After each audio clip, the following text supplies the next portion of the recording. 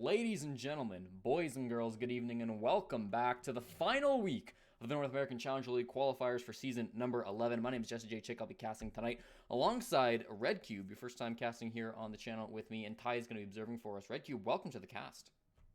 I am very, very excited for today. I casted EU earlier today, and I was talking to you about this in the pregame. I said the play style from EU to NA is completely different. And if I'm being honest, obviously I'm a little bit biased because I'm from North America. The play style in North America is just a lot more fun to watch, a lot more fast-paced, and also there's a little bit at stake for a lot of these teams. Obviously, if you guys have seen Twitter posts and everything about teams who have secured their spots and teams who haven't secured their spots, you'll know that some people are kind of coming into this qualifier and they don't have to fight for much, but there are about, I'd say, a handful of very strong teams that a win or a loss could be the difference for qualifying for those closed brackets or not qualifying for those closed bracket qualifiers. And it's going to be very interesting today. So there's a lot at stake for these teams. And to start it all off, we have Auck University versus Slaughterhouse. This is one of those games where they're on the fringe of making it, and a loss and a win could easily be the difference there. Totally. Slaughterhouse currently hold a spot in the top 16. They've got 14th place locked down right now, but they're likely going to need to collect some more points if they want to for sure have it. Otherwise, the guys over on Auck University are in 20th, and they're also looking like a couple more points would be just enough to tip their scales and get them in. They've got 14 points right now, and in 16th place, Breadbaggers are at 20 points. So, I mean, 6 points, and they've tied the guys in 16th. So there's definitely a lot on the line for both these squads. We're going to be loading into Clubhouse right now, though, so let's get into this game. Yeah, I was, like I said earlier, I was casting EU. I had Clubhouse every single game.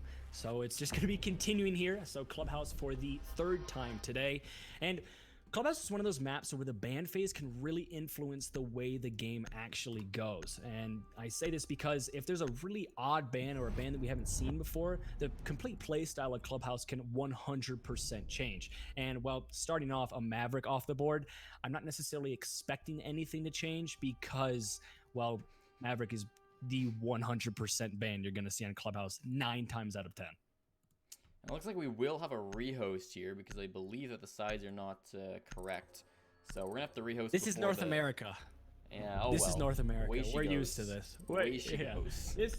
This is North America. Technical difficulties and rehosts, it's part of our nature, okay? So we're 100% fine. They're not going to be actually even going through the ban phase. They're just going to, because obviously the sides are different. So they're just going to be going for the quick rehost here. So we do apologize for that. And but again, it's North America. This is part of our blood. So we'll just reset the lobby real quick, and then we should be good to go. It happens, of course. It's the first match of the week, so mistakes get made, and yeah. Way she goes. We'll have to just wait until we can reset this lobby. But again, it shouldn't be too big of a deal. And for this game, it should be worth the wait, right? Because you've got a lot of really good, talented players coming into this one. Should be names that teams or that viewers relatively recognize. There's not any like former pro players or anything like that in these squads, but these are guys who've been around the tier 3 scene for a long time, you know, particularly like Michael, Lol, Envy. These are definitely names that people should recognize. We were talking before this match started about championships in the tier 3 scene that Slaughterhouse might have won. I'm not too caught up on that myself, but if you're a fan of the tier 3 scene, then you probably will recognize both these teams, so I'm hoping we get a good game. Yeah, absolutely. Slaughterhouse is one of those teams that they've been like in the seams of the tier 3 scene. They've been at the top, they've been at the bottom, they've been kind of all over the place, and it's turned into one of those teams that no matter what, if you're in a league against them, you're most likely going to circle that date and say, okay, this is going to be a hard game, or this is going to be a game we probably want to do our homework for. And I mean, if you look at the side of Auck University, you have Michael, you have Brady, and you have Envy. All of those people, you probably should know if you're familiar with the tier 3 scene. Either it's because you see them on Twitter all the time and they're just memeing around on Twitter, or because you've seen their games before. But we are going to be setting up this lobby here very, very shortly. Going on to the map of Clubhouse. Obviously, Clubhouse is one of the most defender-sided maps right now in the pool. Do you think the defense in this situation or the attack in this situation, whoever starts out on defense, do you think they're going to have the advantage, or is it going to be one of those situations where the attacking team kind of wants to just get that over with quickly, try to get as many rounds, and then just capitalize on defense and just explode. What do you think is going to happen here? I think it really, like, with Clubhouse, it depends a lot on those bans, right? If you get, like, bans come in and, like, a Thatcher goes and, like, a Habana goes, and then, like, the defense don't lose anything too crucial, you're looking at that and you're looking like, well, we're starting on attack. Let's try to get, like, 2 or 3 rounds and do what we can on defense, And even if you get, like, 1 or 2 attacking rounds, it's not going to be the end of the world. If bans come out, though, and it's like, wow, they've banned, like, I don't know, like, they banned, like, a Buck, and they banned, like, I don't know, something else not too infresh, like a Maverick or something like that. Yeah. Then probably, like, the attackers are going to have a good time, and they can probably rack up, like, 3 or 4 rounds, and that'd be totally fine for both sides. So it really is going to depend on the maps, or on the bans, I should say, and as well on the map. But certainly, depending on how these bans go, this can be one of the most defender-sided maps. I don't know these two teams well enough to know what their bans are like. I've casted Hawk once, like 3 weeks ago, and I don't remember how that game went for them, and I don't think I've casted Slaughterhouse in these qualifiers yet. So thankfully, we were able to reset the lobby quickly, and we can get back in with the bans. Everybody's on their right sides this time, so we can get back into things here and find out what those bans are actually going to be. Yeah, and I casted Slaughterhouse a very long time ago, and they were really good on Clubhouse, but that was about 6 months ago, so a lot can change, so I really have no idea what to expect here. But we did technically see that Maverick ban coming out, but it's actually going to be the Habana ban that comes out first. I won't be too surprised if it's also a Maverick ban, probably maybe a Capitao even as well. But with that Habana ban, I'm going to be leaning towards the Maverick actually getting banned out here, but we could see something completely different. No, it is going to be the Capitao, so I should have just stuck with my gut there. And on to the defensive bans here. On Clubhouse, they've been pretty much consistent. You're going to see Echoes, Maestro, or Amira off the board. Could see something completely different here and it just throws us completely off, but that's not necessarily something I'm expecting as Echo just gets eliminated. Yep, Echo is gone, and he can be quite powerful. I see actually the Echo Maestro combination go sometimes here on this map, which on most maps you wouldn't actually take out, but just because Maestro can be so strong, in the garage or wherever you want to play him downstairs as well, he can be good. But as you mentioned, Mira the more likely ban, and she will be taken off. So really nothing too crazy coming out for these two bans. Means that we should have a good, relatively balanced map. I talked about how this map can sometimes lead to bans tilting more defender-sided. I would say that this looks to be a defender-sided game just by the bans that we've seen. Capitao is so crucial for getting people out of garage. It can get people from tricking that CCTV wall. It can get people down below. I mean, that's a big ban. And then Habana, of course, like so many hatches that you want to take down on this map. Hard destruction is so important, and so losing one of your primary hard destructors is going to hurt those attackers quite a bit. Yeah, getting rid of the Habana and getting rid of the Capitao is going to basically make that cache site on this map very, very difficult for the attackers to penetrate. Getting control of garage with a Habana and a Capitao in play is still extremely hard. Those two operators, though, are like influential and like key assets you need in order to get control of garage very quickly, and the fact that they are gone with basically no say because they're banned, it's going to make that site very, very difficult for the attackers. But instead of going to cache first, looks like Slaughterhouse is going to be opting for Mr. Old Reliable here as they go downstairs into the basement for the first round here. This is not really a surprise. Most of the time I see this as the first site being played simply because it's kind of the site a lot of teams are the most familiar with and they're the most comfortable on. So what better way to start a game than in the most comfortable situation you could possibly get? For sure. I mean, this is a relatively common bomb site for people to go to. I'm interested in the Goyo that's, of course, being brought out by Slaughterhouse. This is kind of been Goyo's home on this map here, Clubhouse. We've seen him on other maps for sure, but this is sort of the main place where I've seen Goyo get played. In the basement is probably his favorite bomb site as well. You'd like to put them at the end of Dirt Tunnel. It's a really strong position. I've seen it down towards Oil Pit to deny that angle. There's one just in the main hallway downstairs as well. So, like, there's a lot of different places you can play Goyo. He can be quite useful here on this map. There's also notably a Mozzie roam going on. Now, this is a very common, like, mute Mozzie setup that we would see from a lot of teams, sometimes with a Vigil. They're not fully committing to that. They've got Boop on the Jagger instead, and he's actually looking to get a frag, as there are a few players in Garage. Sees the feet of one player, downs and kills Michael, so a great start for the Jagger to be able to open things up on the Zofia, and Boop just able to roam free thanks to not a whole lot of pressure up top there. Yeah, already you're going to be seeing the Zofia off the board. That's going to eliminate quite a bit of utility. You're not going to have those stuns. You're not going to have those impacts. And it's going to put the attackers in a situation where they're kind of fighting a little bit from the behind. And a little bit unfortunate here. I'm a bit behind on the clean feed, so I actually just saw the Zofia die. But It is what it is. Again, this is North America. Technical difficulties are part of our nature. But again, just getting rid of that utility so very early on and also saving your life in the meantime with Boop just being able to rotate all the way back downstairs to site, that's a really good start for Slaughterhouse. And here's an opportunity for Not Lova. He's about to find somebody inside of the pool table, just vaulted in, but misses the shots. Envy comes out on top of that gunfight and will win it onto Not Nova. That puts us into a 4-on-4, and you're quite happy being able to get that roam clear. The Mozzie off of the board, you know that's probably going to be one of those more aggressive roamers. Of course, Boop was the other one, but he's rotated downstairs. You got Jay sitting on the central stairs at the moment as well, so he's waiting for somebody to push on in. With the 4-on-4, I mean, equalizing numbers here is really important so that you're not coming into this with a numbers disadvantage. Yeah, absolutely. And you just get rid of that as we see Brady is actually going to go down. So that's the Thermite off of the board. So one of your hard breachers, you still have the Maverick to work with. But the fact that the attack is now down a man, but there is still a couple smoke canisters on the board, you do unfortunately lose that C4 on the side of defense. This is still relatively even. There's vertical control, and talk about even, as now it's 100% even, as it's a 3v3. And it's going to be 40 seconds left here. I don't exactly know how far back I am, but I'm just going to be kind of casting what I see as of right now. So Thatcher just going to be just sitting down on the main base of these stairs, waiting for potentially anybody to rotate as Maverick makes his way through dirt. He's just going to be waiting patiently. There's only 20 seconds left to execute is looming on the horizon for this attacking team. 20 seconds, here we go. Envy might know that there's somebody inside a moto. That's JC, who could peek around at any moment. 15 seconds, and they just found the bomb now. Envy's in a good position to plant, though. He's going to start it.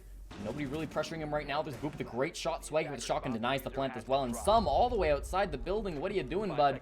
No way he can get back in time. He can't open up that hatch in time either. He's going to run for the main stairs, but he's got no chance at all. A little bit out of position there for the Maverick. I think he was trying to go through the dirt tunnel, but unfortunately, just really not in the position he needed to be.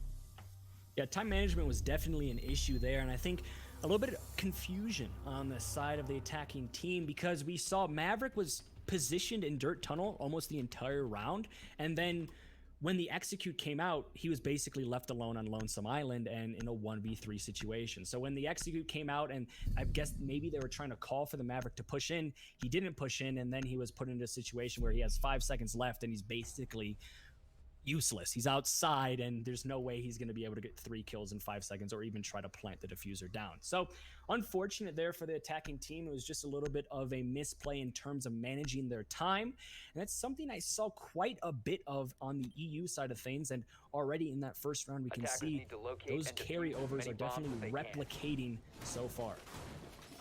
Yeah, not a great attack to come out there. Of course, losing your hard destructor before you could open up the kitchen hatch was pretty big for the defense as well. That was a huge advantage for them.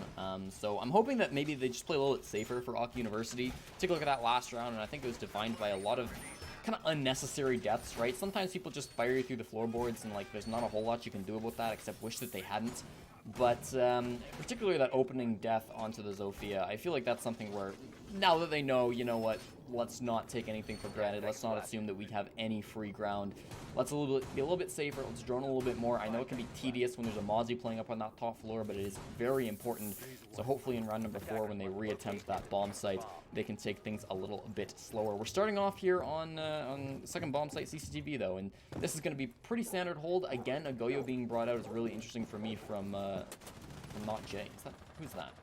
Not Nova, excuse me.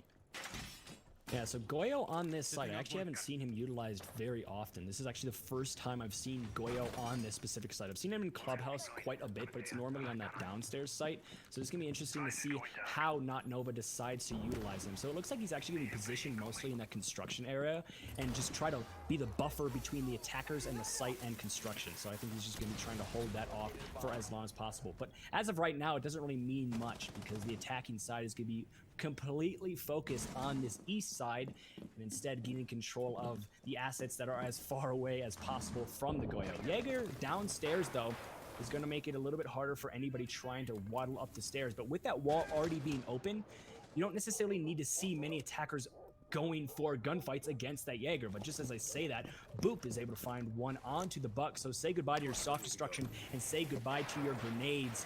That's a very good kill, and once again, an opening kill for the defense here that could easily be influential in the later half of this round.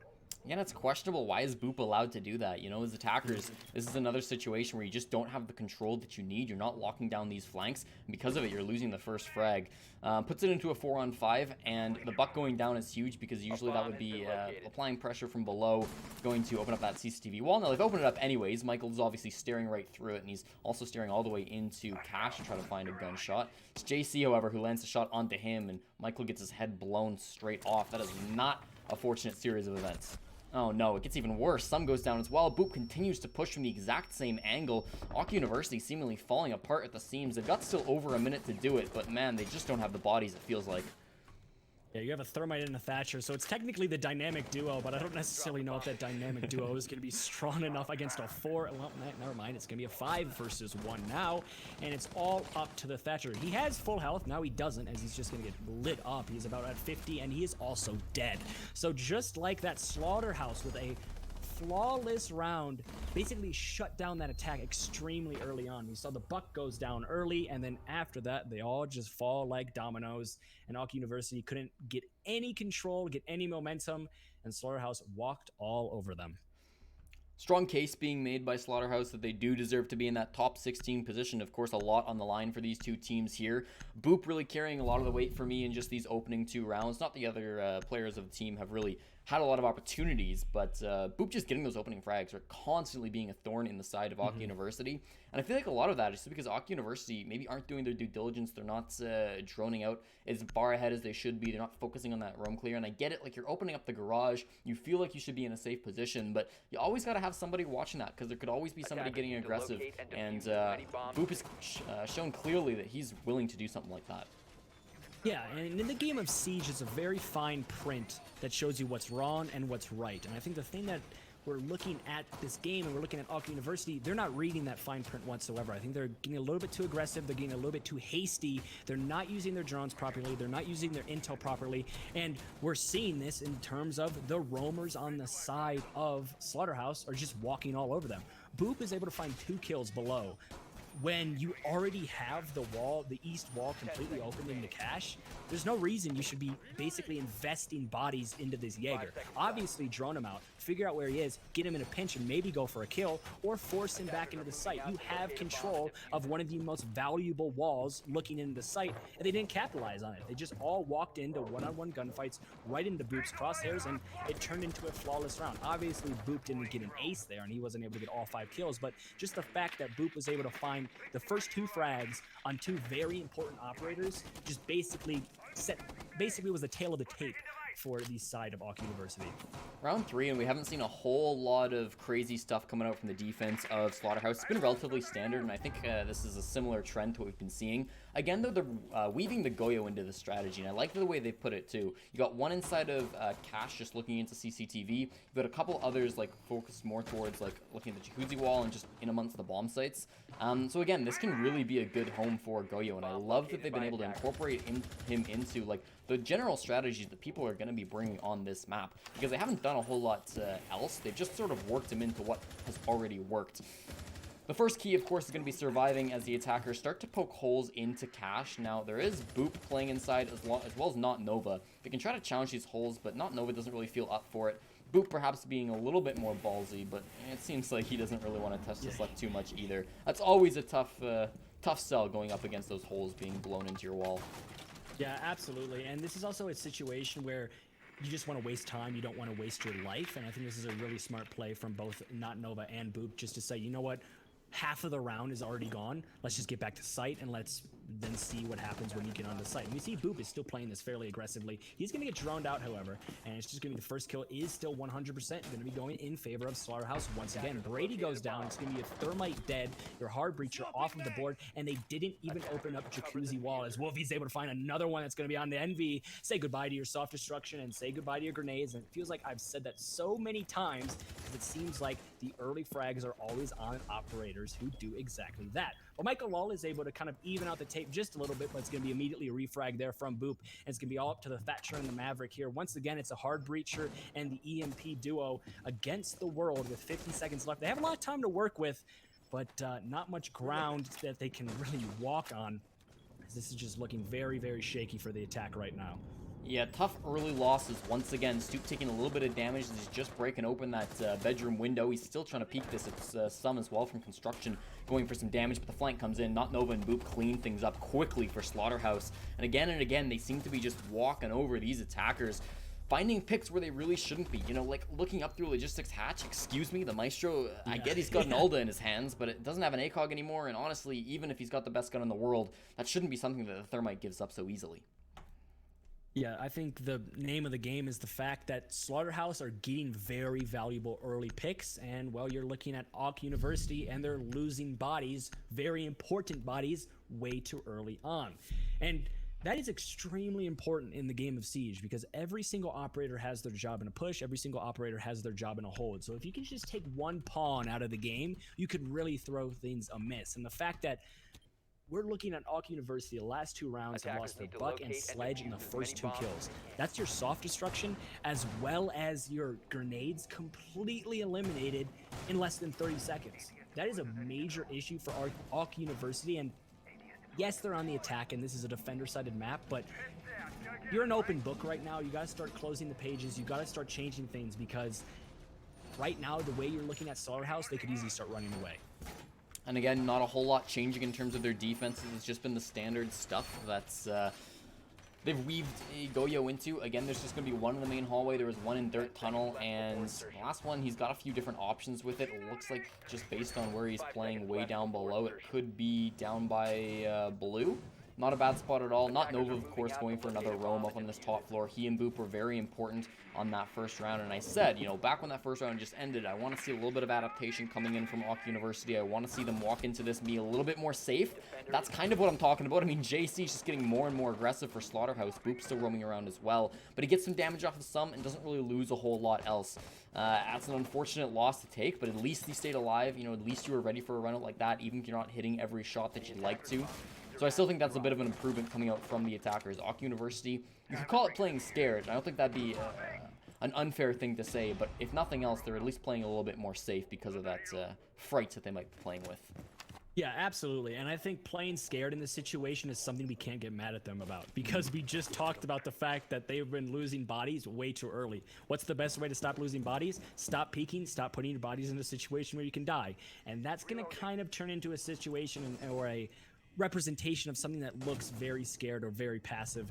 And it's not necessarily the best when you're the attacking team, but it's progress right now because they haven't lost a lot of bodies. And just as I say that, Buck goes down once again early on. It's your soft destruction and your grenades, but it is immediately refrags. So that's a great start here for Auk University. Slowly but surely, step by step, they're getting a little bit better, but it's Boop once again on this roam is going absolutely huge for his team. Takes down the Zofia and the Buck.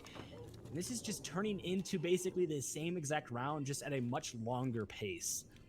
I get it, like there's a Mozzie on the board, it's hard to roam, but you've got to be a little bit more thorough than you are for Auk University. Yeah. There's not even a Vigil, there's not even a Mute. I mean, the defenders could be taking more tools to make this harder to drone out, and they're not. And you're still really struggling to find players like Boop.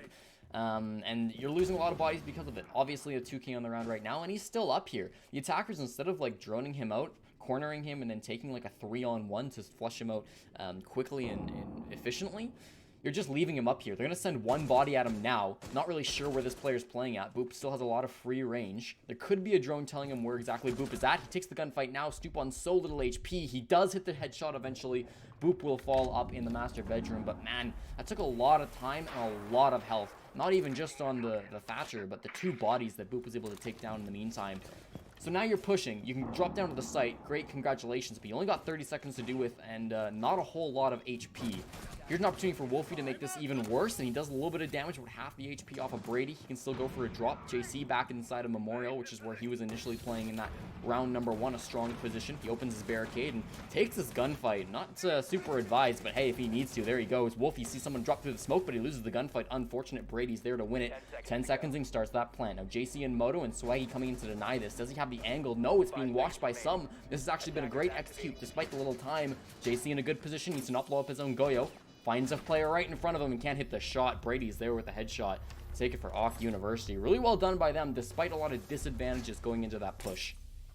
Yeah, they had not a lot of time, not a lot of utility, and they also didn't have the health advantage. So if I was a betting man, I would have put my money on Slaughterhouse winning that round out. But obviously, I would have lost that bet because Awk University was a pretty strong execute. I think it comes down to the fact that it was a strong execute. They had a lot of communication going on, and it was 1, 2, 3, let's do this, let's go right now. But also comes down, you look back at that round and you see it, you can see that Slaughterhouse were just losing their gunfights outright. And I think that's something we haven't seen much of so far because Slaughterhouse in the rounds prior have just been in positions where they basically cannot lose their gunfights. But when it comes down to the 1v1s or the ones situations, we saw that Awk University was just winning their ones in that later half of that round. We saw Brady dropping. I thought 100% he's going to die to Wolfie here, but he just outplayed Wolfie, was able to get the kill and get the plant down, and it forced the Legion into a situation where 1v3 trying to defuse a plant as well,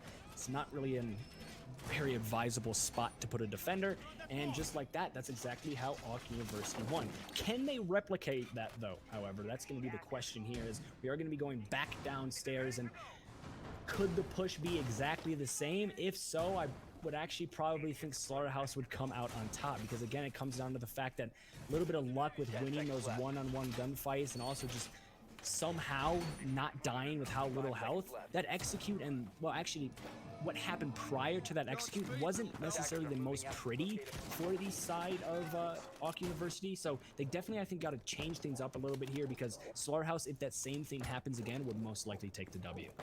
Maybe I'm grasping at straws, but you could possibly make the argument that because all the heavy lifting's been done by Boop and Wolsties, the other two players just haven't had a lot of practice today. Maybe they're just not warmed up to win their ones. Again, maybe that's a bit of a stretch, but something to think about, I suppose. They'll have another opportunity as they continue to defend at the bomb site. Not Nova not really changing his position. Boop on that screen looking like he might come to support, but Envy's going to be in a one-on-one engagement. However, Not Nova decides just wants to run away, and I think that's probably the better way to play this roam game. He's already just caught a drone, as you saw on the bottom of your screen there. And there's a lot more focus, I would say, by the defenders of making sure that this top floor does not get pinched on. Not Nova will now have a player challenge him coming in from Cash. He's also one from Bedroom, though, and that's Envy inside of Jim with the long angle to clear out the roamer without any casualties. That's huge. Because this player dies, JC's going to rotate all the way down to the basement, knowing that he doesn't have any more supports. But Boop sits alone in Strip Club, still looking for frags.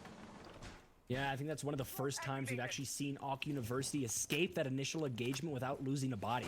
So they have that 5 versus 4 advantage extremely early on, and this could be the start of something new for the side of Awk University. But they still have Boop to worry about, who's just sitting in Strip and just kind of on that lone rat mentality right now, just all by himself in the corner, waiting for that call and waiting for something to happen, because he could go absolutely huge if he doesn't get drowned out. But just like that, he does get drowned out. He's now basically put in hell in a cell and backed into a corner, because every single person knows where he is, and there's only one direct way he can escape. So this is not shaping up to be a very friendly round for these roamers, as you already have lost that Mozzie, and it looks like Boop is gonna be shortly behind him to meet the grave. But we're just going to have to wait and see, because they are wasting quite a bit of time. Only a minute left. You still have a lot of utility on the side of the defense, but you also have a lot of utility on the side of attack, but minus the hard breacher, as he gets absolutely blown to smithereens. But 55 seconds left here. We have to see something start to take shape for Awk University, even with Boop still on the lurking side of things. Brady's so important. He opened up that kitchen hatch before he got fragged. It was just in the nick of time that he managed to open it. That is huge for the attackers. They still have that open despite the fact that they lost their thermite. That means they're still in this round. Wolfie's one of his Vulcans does get destroyed. Keep in mind, this is essentially a 3-on-3 because those two players are still dancing around in strips. Some takes a bunch of damage from somebody down below him. Swaggy's still on cams, looking for some angles. JC down here as well, just waiting for this push. A lot of toxic baits getting utilized, so it's going to be a little bit dangerous for these attackers to plant, but they have to go for this drop eventually. Now Boop, with 15 seconds, decides it's his time. Just wants to waste more times of Michael's, who's still trying to watch this flank. Wolfie's getting frags on Envy. Michael, his time not wasted. He gets a frag to make it a 3-on-3, but this time, so against the attackers. They got to drop now. Sun doesn't have the HP. Wolfie's gets a triple, and it's all going to be the roam clear. Can't get anything at all, dropping into the bomb site, and Slaughterhouse take round number 5. Again, not a lot of time to push in there from Awk University. Yeah, this is again just a time management issue for Awk University. We said at the very beginning there, oh, it's a great start because they killed the first roamer without a casualty. But after that, it turned into a Cold War. There was no contestation. There was no opportunity to really get control of the map, and it turned into a situation where Michael was watching that flank for the entire round. Everybody else was wary of that flank for the entire round, and then they look up at the clock and they're like, oh crap, we have 4 seconds left, and we're not even in the site. That's a little bit unfortunate for the side of Auck University because they're doing all the little things right, but the big overlaying picture, they just can't put it together as of yet. They're not getting the time management into the proper situations. They're not getting their body in the proper situations, and they're not getting the map control they need in order to make an effective push in a timely manner. And that's what's resulted in this very one-sided game so far. You know, I've sang his praises a lot this game, but I really think that Boop did a good job in the roam that time too. Not pushing for so long. And Michael, I mean, he also had a lot of patience just watching that flank. The fact that Boop never went for it meant that that was a player who was constantly tied up. And a 1-for-1 like player being tied up for basically the entire round, that's clearly worth it, especially for Boop, who, you know, looking at how that round transpired, a lot of it was just like, well, they had no time. By the time Michael got to the bomb site, his teammates were all dead. There was like 2 seconds on that clock. So his round was basically thrown away, and despite the fact that Boop died, he wasted so much time that he really, I think, was a crucial part of that round. Michael, perhaps looking back on that, you know, it's not going to be a super advantageous fight for him, but maybe he's just got to get a teammate to drone it and go for that one-on-one, because honestly, like, your life being wasted that entire round clearly didn't help out your team. Despite the fact that, sure, you isolated one guy, I don't think that it was a super favorable position for him to just, you know, lay low, not pull the trigger, not want to go for that. I digress, though. I won't be too hard on the guy. We are in a new round, and Boop is looking to do some new fun things. He doesn't do it, though. Envy's there watching the flank, hits the headshot onto the Jaeger, and that's the aggression denial that's so badly needed by Auck University. Yeah, and again, it's just Boop, I think, was a little bit confident there. He's up 4-1, and yes, it's defense and clubhouses is kind of a spot you expect to be in, but you can tell Boop is feeling himself just a little bit. He has 8 kills, so why not? He goes for it, and unfortunately, he dies. So the wall, actually, arguably the most valuable wall into this site has been opened already, and there's 2 minutes left. So the pace is definitely picking up just a little bit for Auck University, but we've seen this before. Last time on this site, they opened up that wall extremely early on, but they didn't do anything with it. Now is the time they have to prove us wrong and go back and right their wrongs here, because they have that wall open, they have a lot of time to work with, they have a lot of utility to work with, as well as the fact they have the man advantage. Let's see what they can do with it. Let's see if they can capitalize on it. And already that's a great start, making it a 5v3 here as a Maestro goes down as well. So 2 very valuable guns in the 416 and the Alda are going to be eliminated. This is shaping up to be a very strong round for Auck University. Yeah, that's basically the 2 biggest fraggers we've seen, the 2 players who have kind of carried rounds on their back off of the board already for Slaughterhouse. So a good opportunity here. JC's killing drones, but he has been spotted out.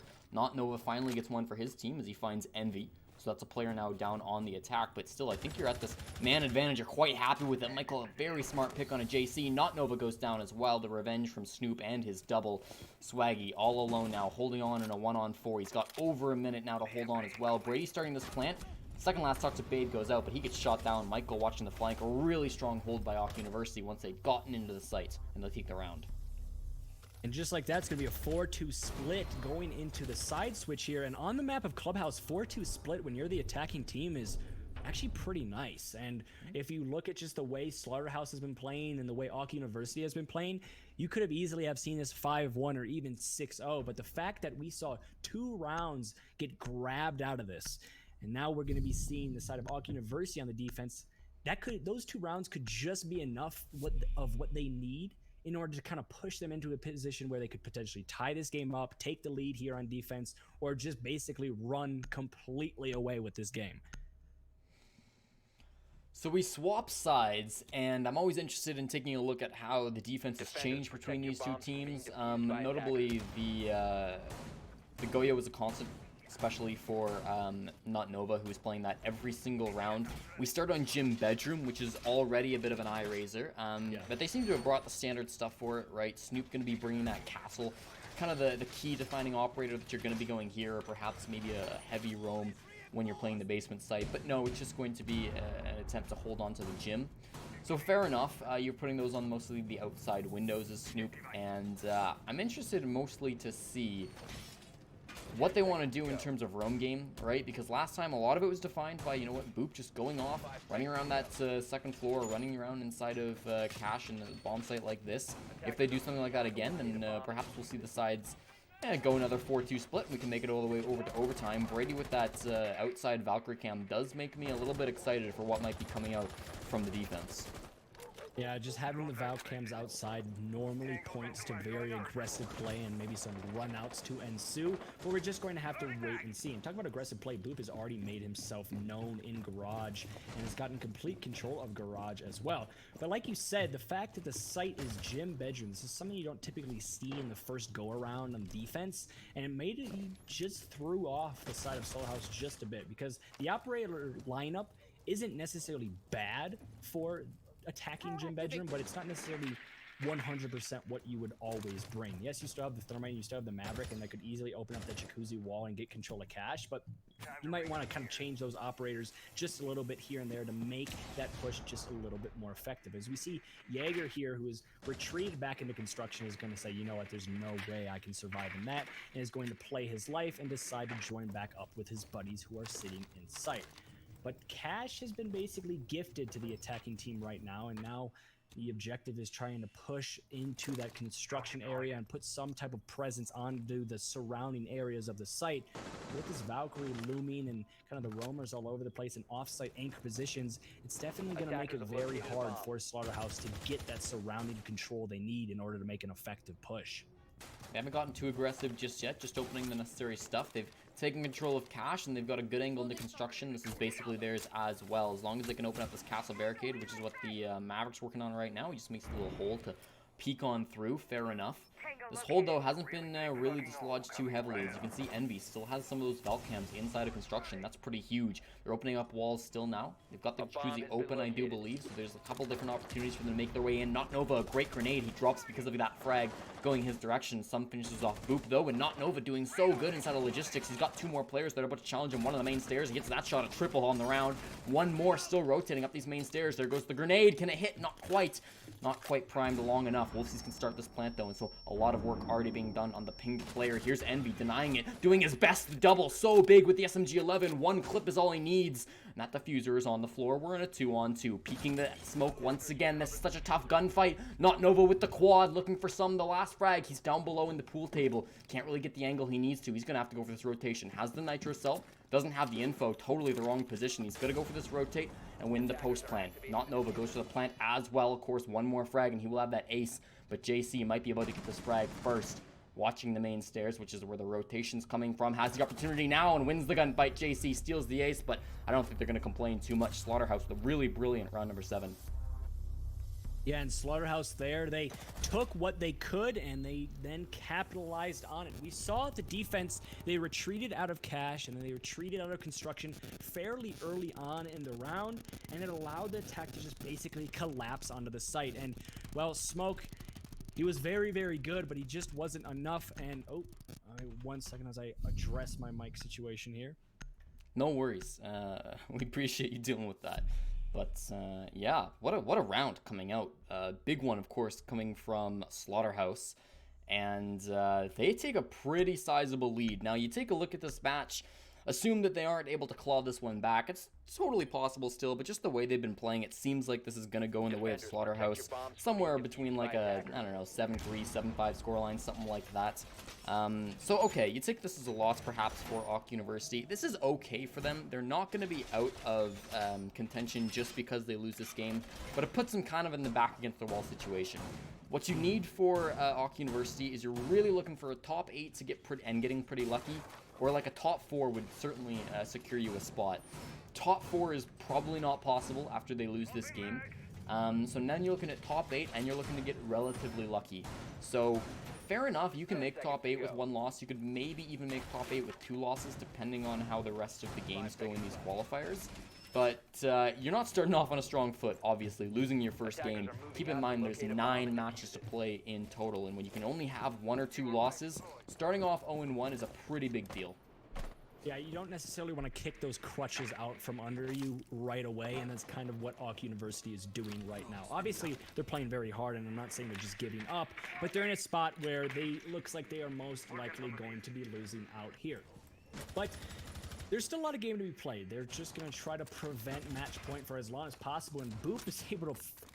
I don't know what Michael was planning to do there. I'm pretty sure he knew Zofio was just watching the ladder. That was definitely not the play in that situation. And, well, we know exactly why it wasn't the play, because the Jaeger is dead, and that's going to be a body off of the board in a very, very crucial round. You're happy about that if you were the attackers. Of course, just the advantages that keep piling on up for Slaughterhouse. Now they're looking to open up these floorboards. That's what Not Nova's up to right now. And of course, he's had a very good game so far. Huge in that last round, and was good all throughout defense, playing the Goyo as well. Goyo being brought out on this basement defense. So again, this seems to be where he's at. Most of the time when you're defending on Clubhouse, tends to be where you bring out the Goyo. So fair enough, you're bringing it now. A little bit of droning being done at the moment, and you're not getting too aggressive. You don't really have to, right? You've got your man advantage. Take your time. Go for your drones. Do the standard stuff. This is looking just fine for Slaughterhouse to get another round. Yeah, but if you look at the defense here, they also still have a decent amount of utility. They have the smokes, they have the C4, they have the Maestro cams, they have the Goyo shields. So if they just play this properly, they can definitely win this round out. It does 100% hurt that they lost that Jaeger extremely early on, and it looks like Thermite is also going to be able to open up this... Maybe not, as the Impact Chip is going to be coming out. So trying to open up that kitchen hatch as quickly as possible is going to be an objective here for Slaughterhouse. And I don't necessarily know if that hit. No, it did not. So they did not open up the hatch as of yet. So a lot of control is basically forfeited to the defense without that hatch being open, but unfortunately, Snoop goes down to JC, the Maverick, who is looming in the dirt tunnel. He could potentially find another one, and he does. It's going to be some off the board, and it's going to be all up to the Smoke and the Valkyrie trying to prevent match point.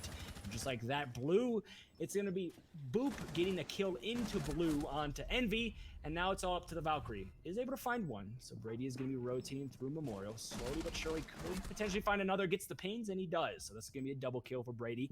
He's going to have to ace if he wants to keep his team alive. He's getting all the pings, he's getting all the intel, and intel is extremely valuable in this game. What's also valuable is the fact that the Diffuser is already down, so time is against the defense, as well as the fact he doesn't have a head anymore. So just like that, Slaughterhouse is able to win it out and go on to match point. This is looking very, very tough for Auk University to climb back into this one. Good lord, these players over on Slaughterhouse, they just walk in and hit shots they're not supposed to. I love that push coming from Dirt Tunnel. I think it was the Not Nova again, who just like waltzed on in and said, hello, I'm going to be able to hit some shots now, and there's not a whole lot you can do. No, it was JC, it was JC. It was JC, the Maverick, yeah. He just walked on in and was like, hello, you're not going to exist in the server anymore, bye-bye. And I'll take this one, thank you. The individual skill really showing in these last couple of rounds for Slaughterhouse. They also had a really strong top floor presence as well, so the positioning kind of dangerous for Auk University. There's not a whole lot they could do, just having to dance around there, and you know, maybe winning a few more gunfights would have gone their way. But hey, it's the way she goes. They will lose another round, and as you mentioned, get placed up against match point. 6-2 scoreline. Looks pretty nice coming into round number 9 for Slaughterhouse. Now we are going to be seeing the side of Auk University going to the most viable site on this map, however, so they're just trying to grasp at anything they could possibly get. So going up to cash could potentially be what they need to start. Just getting one round here and then another round there, they could get popped right back into this game. It's going to be very difficult, though, because they have to be basically perfect. One mistake could make them lose a round, and one round getting lost is going to be giving a victory 100% to the side of Slaughterhouse. So perfection is the name of the game here for the side of Auk University, and unfortunately for them, perfection in Siege is moving very, very quickly. So they're going to have to adapt very fast, and they're going to have to stay on their toes if they want to stay in this game. But again, only time will tell what happens here. Slaughterhouse definitely extremely confident right now, and they have a lot of rounds to give up, and they can kind of just mess around a little bit. But if I'm in their situation, I do not want to let the foot off the gas, because any momentum, anything that potentially Auk University could grasp onto, you want to minimize as much as possible if you're Slaughterhouse. Yeah, I agree 100%. I think there have been some openings that have been given up a little bit by Slaughterhouse, even just in that last round. You know, you're in a 1-on-5 and you throw away maybe too many lives than what you need to. that's just because you're going a little bit too fast. And yeah, you have a lot of bodies to spare, so you can play like that and you'll probably work out. But you might worry a little bit that some of this discipline's not really there for the defense of Slaughterhouse. Maybe when they come up against a tougher opponent, they'll tighten up a little bit. And I don't want to say that they're just going to throw everything away because they're not maybe playing their A game when they're up against a team that's not really performing as well as we would hope that they would be. But it is something to note, and if you're facing this team a little bit later on, perhaps you'll hope that favors you a little bit. But who knows? They're going to continue on attacking here into CCTV. Really great trick coming out from JC to open up this wall. I like that a lot. Now that the Buck can just open it up, not a problem. Here he goes. As I think a little bit of the torch hit Buck on the back. Oh no, he didn't. So Buck escapes without getting burned, and just like that, the wall has been open. But 1:30 seconds, so it wasn't necessarily as fast as Awk University got that wall open, but the wall is open nonetheless, and no bodies have been sacrificed. Boop is going to be pushing into Jim, just pre-firing through the wall. Unfortunately, he's not going to find anybody and not get lucky there. But it looks like Slaughterhouse is already shaping up for an execute. All the bodies are getting in positions where they can hop in and make their presence known very quickly. Michael Lull was sitting in construction, has now retreated back into the site, is not going to be supporting his fellow, I think it's the Goyo who's sitting on the stairs. Now it's going to be basically everybody for the defense is cooped up on the site. So it's going to be hell in a cell here with 50 seconds left.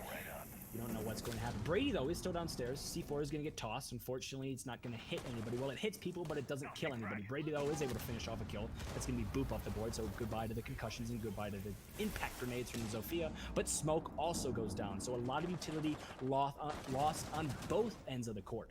5v3 though, so it's still in favor of the defense here. Wolfie is going to be trying to rotate to help his team as quick as possible, finally getting the finish onto the smoke down, but it's still going to be a 2v4 situation, so there's a lot to work with here if you're the defense, and even more to work with, because it's now a 4v1, as this is the first round I think we've seen from the side of Awk University where they look really, really good. I think a lot of that round was Slaughterhouse kind of putting all their eggs in one basket. You know, there was 5 people inside of construction, which is fine. Like, construction pushes are okay, but I don't know if everybody needs to be there, especially when you'd already opened up the CCTV wall. Just put one of your players there to watch the angle, you know? It spreads yourself out a little bit more. The fact that Brady's C4 hit nobody when he threw it up through the hatch is a miracle, because they had a vault cam inside of there, so Brady had all the information in the world. Again, 5 players were huddled up inside of construction or the surrounding areas. He does a bit of damage. Eventually, he gets 2 frags firing up to that hatch anyways. So, like, he gets his kills.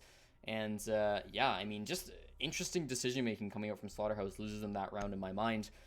You put so many players inside of construction. You don't get the vault cam that's watching all of your players inside of construction.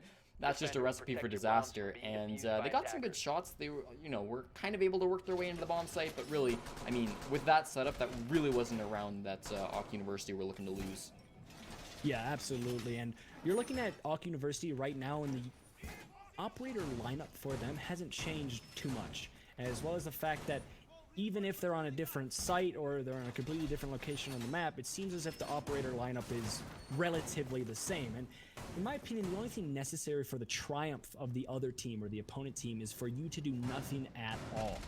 And I think that's a little bit too much of nothing on the side of Awk University because they are still down. Yes, they won that last round, but if they continue to just kind of do the same things over and over and over again with the same operator lineups and maybe slightly different holds here and there, I don't think it's going to be enough against a team as skilled as Slaughterhouse. I think they need to kind of have a completely different hold, have a completely different look, or just run an audible here or there, and that's what will allow them to get these rounds a little bit more gathered up together, because as of right now, we have not seen Awk University once put 2 rounds together. It's always been 1 round and then Slaughterhouse comes right back and is able to just answer. And if that's the case, this game's over right here because Slaughterhouse is on match point. It's a very good point. It seems like the answers have always been there, and the momentum hasn't really been a factor at all for Awk University. So they gotta really try to keep this thing rolling, and it'll be hard to convert that last round into another round, just because it's hard to get another situation as good as the last round was for you. Unlikely they're going to set up 5 players in a room you have a vault cam again. So I'm still a little bit worried for sure for Awk University, but it's certainly a good start when you're up against a match point, and you have to force this to OT to even have a chance at coming home with the victory. Now, JC opening things up into Dirt Tunnel. Snoop is going to be there on the other side of things to contest him when the time comes, and it's very likely they have a Goyo shield up there as well. So Dirt Tunnel is obviously going to be a tough spot to try to push into, right?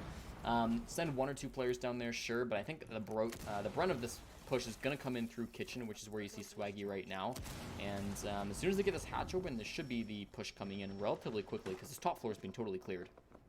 Yeah, we saw last time around, though, however, was the fact that JC pushed through Dirt and was able to find 3 kills. If history repeats itself in that sense, this is most likely going to be a round in favor of Slaughterhouse, but it looks like JC is just going to be playing it a little bit differently, a little bit more passive, as well as the fact that it looks like Awk University have read into that and has a little bit more utility and congestion in that Dirt Tunnel. But to answer, we see the Zofia as well joining the Maverick in that Dirt push, as well as the fact Thermite opening up the kitchen hatch is going to allow a lot of control and a lot of open lines of sight being offered to the attacking team here. All right, so some stuns coming in. Some, of course, on the other side of these stuns is going to have to go up against these players who are starting to barrel on in. Snoop has retreated quite far. The TCSG struggling to hit some drones, but he does it eventually. 45 seconds means the attackers inside of Dirt kind of got to commit. They're going to be pushing down here one way or another. And, of course, the Goyo, he knows that. Some is going to be ready for him. Wolfie gets a drone pass regardless, though, and he can start scouting things out. Strong angle from Snoop, though, takes the head off of Boop, and that's going to be the Dirt Tunnel neutralized. Now the diffuser is up inside a kitchen. The attackers can grab it whenever they need to. This isn't a problem for them. Some waiting for somebody else. There is still one inside of Dirt that he can try to contest. Lying on the ground, he gets the shot beautifully done on a JC, shutting that down in an instant. Not Nova can't do anything in the basement hallway. He gets down 2 players still alive going for this plant. Swaggy choking on that smoke, can't plant just yet. He's got to reposition, but they're all getting gunned down by Envy and Some. Knocked University taken in round number 10. Another stronghold from them. They're starting to chain them together. Yeah, and this is the very first time we have seen the side of Awk University able to put 2 rounds together and make it an unanswered situation for Slaughterhouse. But I said at the beginning of that round, it looked as if Awk University weren't changing too much, but I stand completely corrected because we saw there that the side of Awk University invested so much more into that Dirt push and put so much more emphasis and control onto that Dirt side of things, and it really just stopped that Slaughterhouse attack. We saw the first time around when Awk University was downstairs, JC basically waddled through Dirt, was able to find 3 kills. That was completely negated here.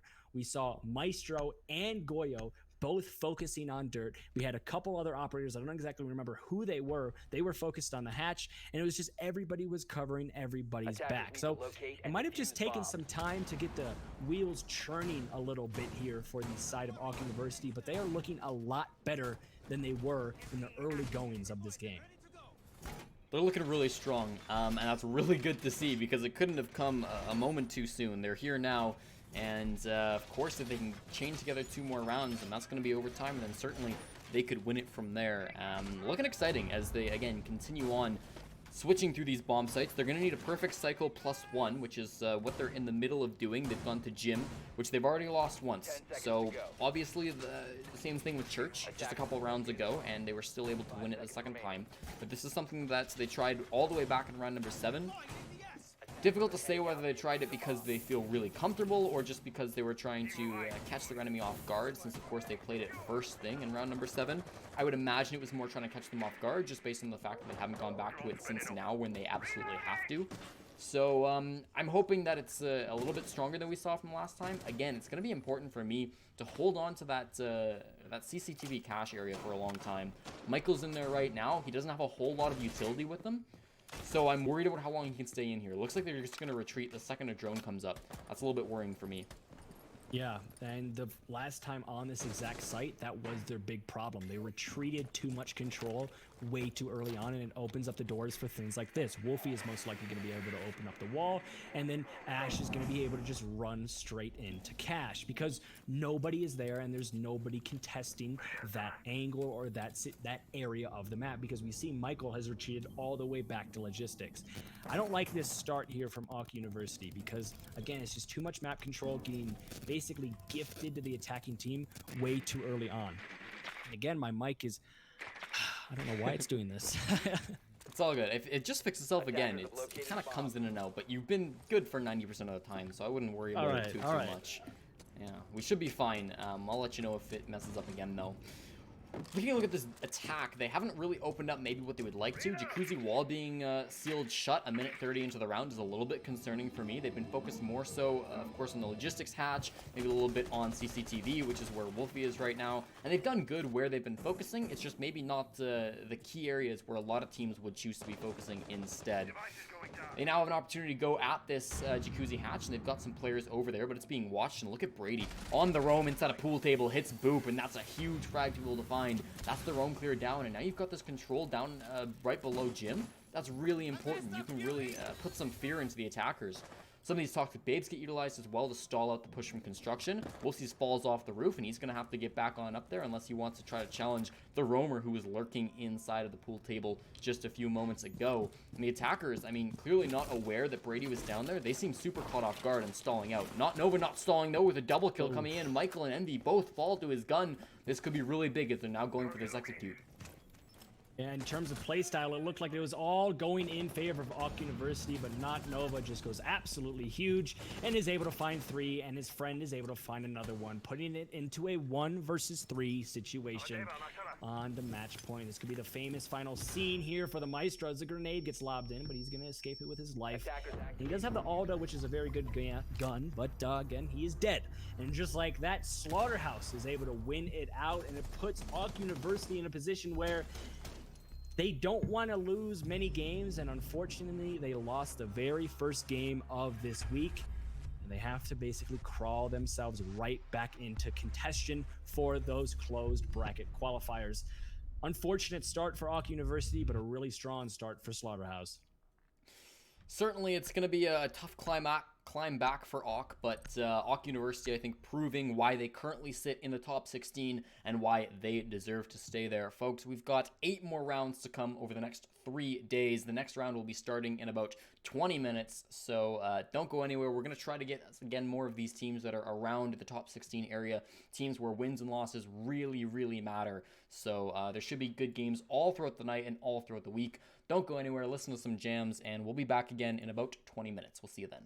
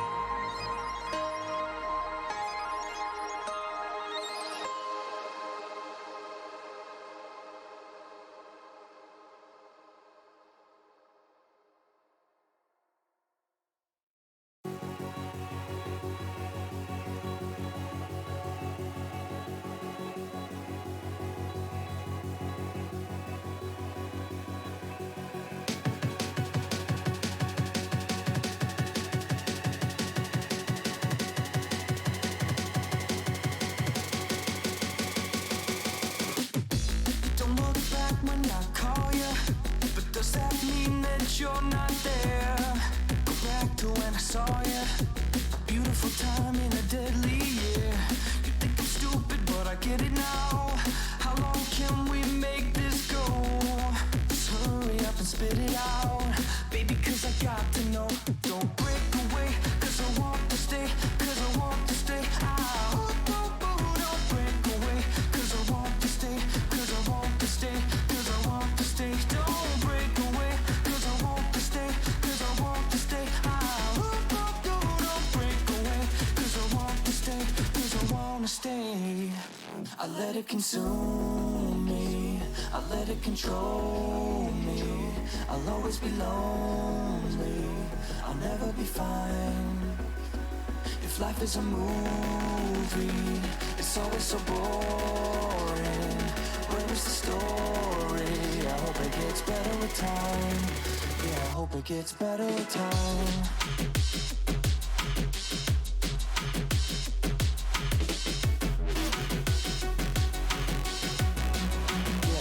It's better with time.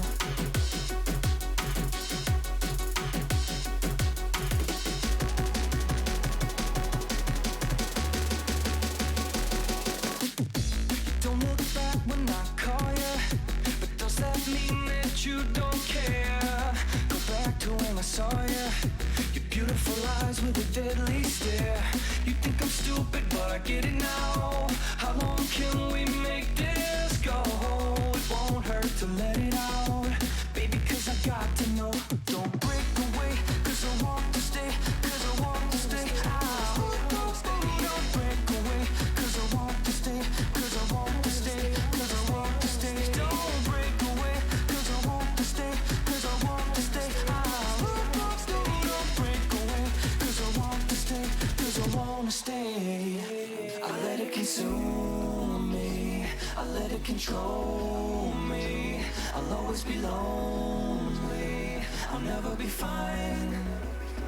If life is a movie, it's always so boring. Where is the story? I hope it gets better with time. Yeah, I hope it gets better with time.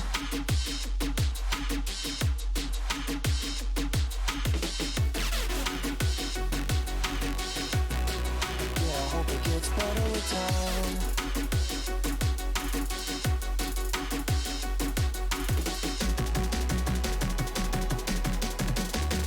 Yeah, I hope it gets better with time.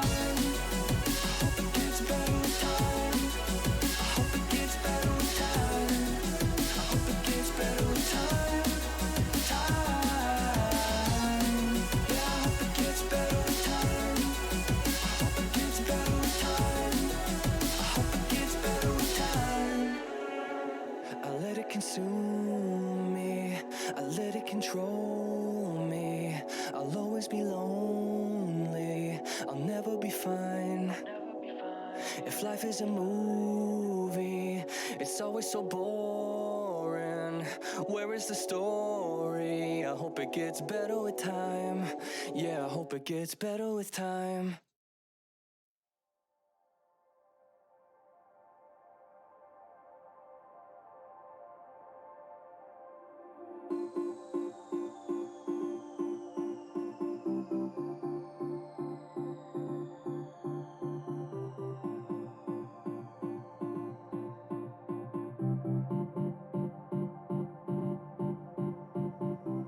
Another summer's gone, still no love for me.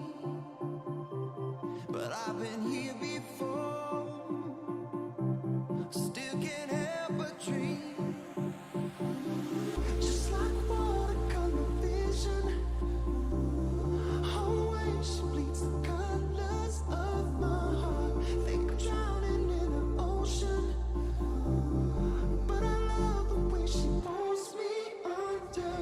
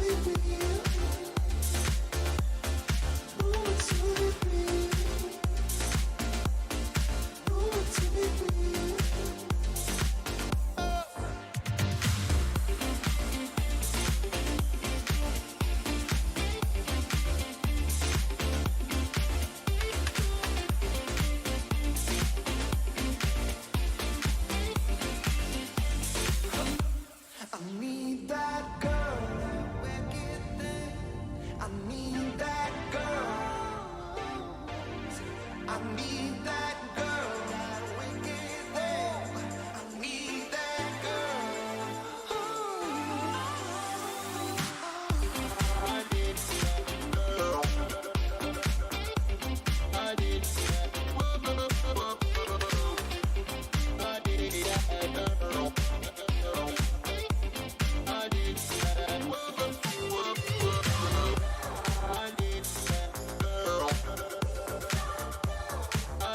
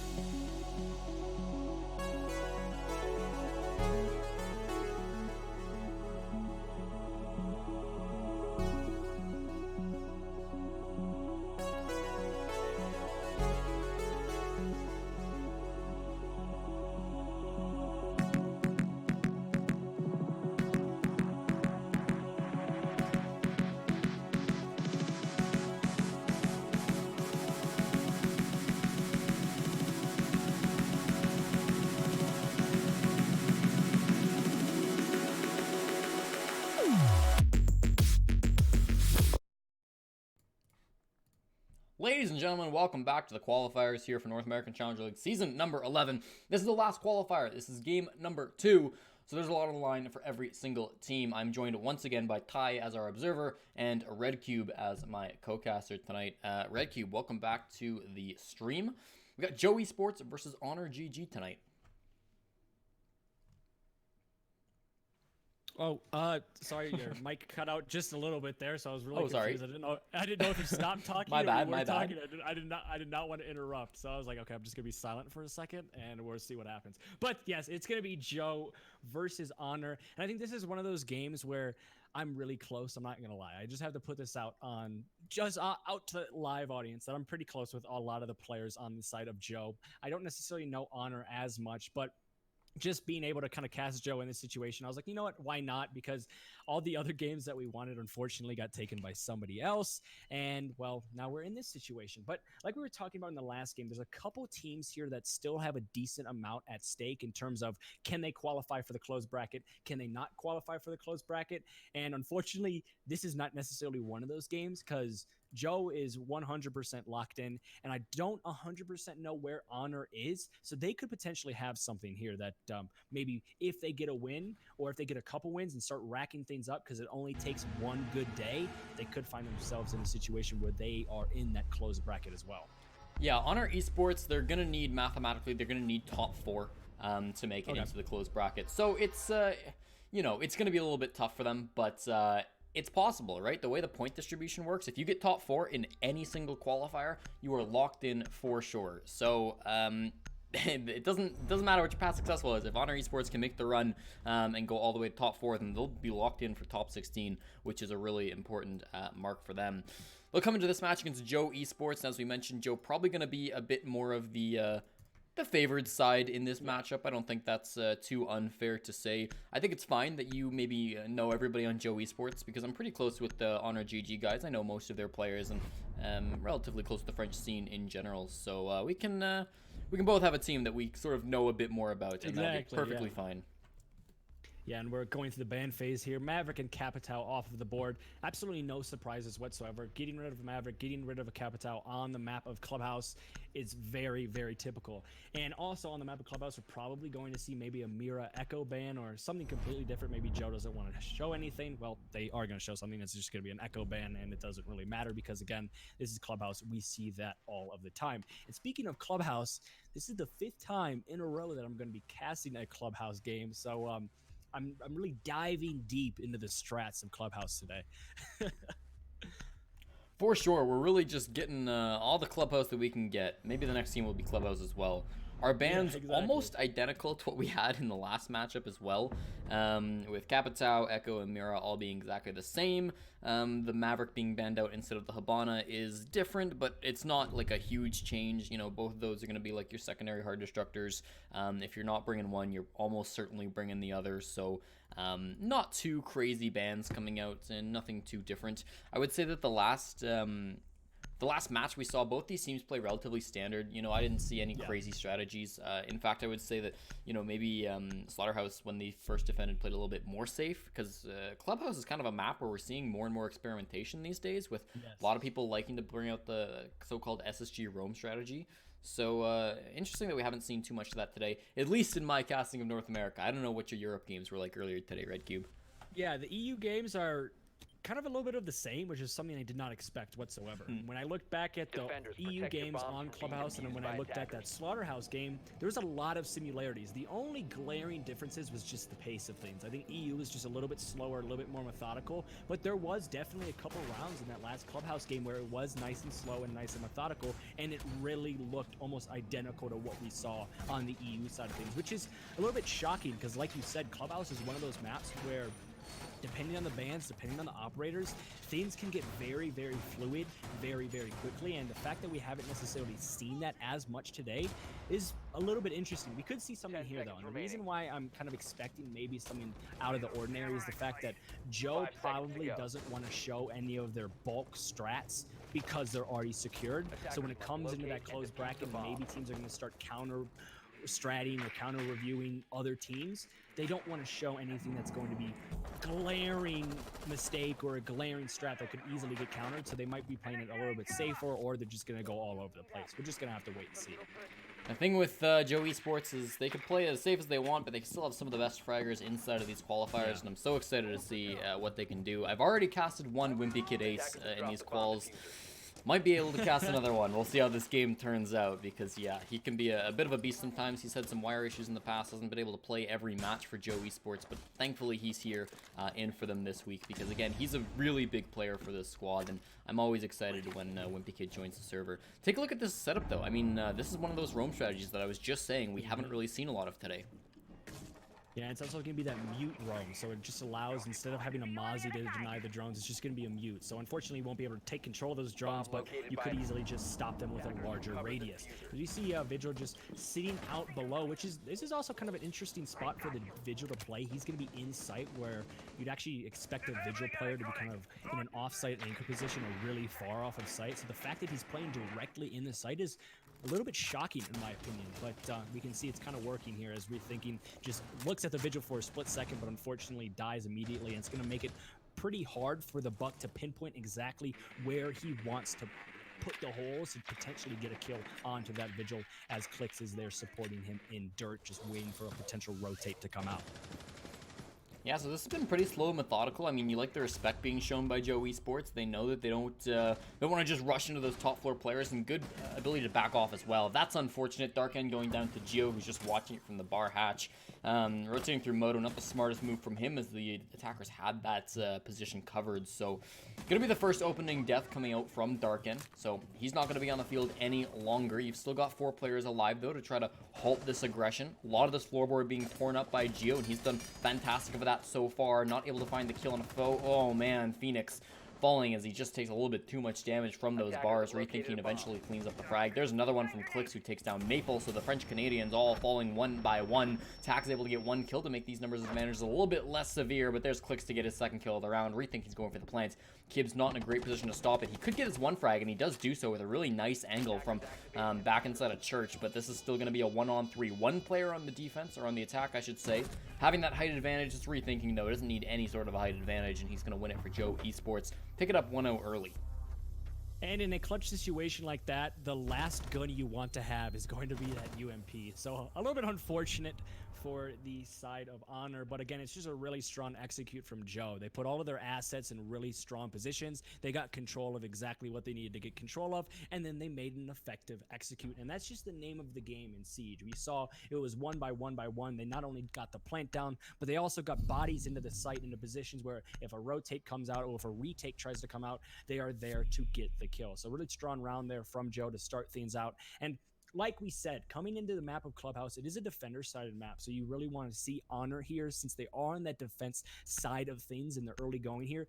We want to make sure that they stay in this game. They don't want to give up too many rounds to Joe that is on the attacking side of things, because who's to say when it gets to defense, and if Joe already has the lead, they don't just clean it up super quickly. For sure, early game is going to be very important for Honor Esports, just given the way that the bans have gone and the way that this map typically tilts.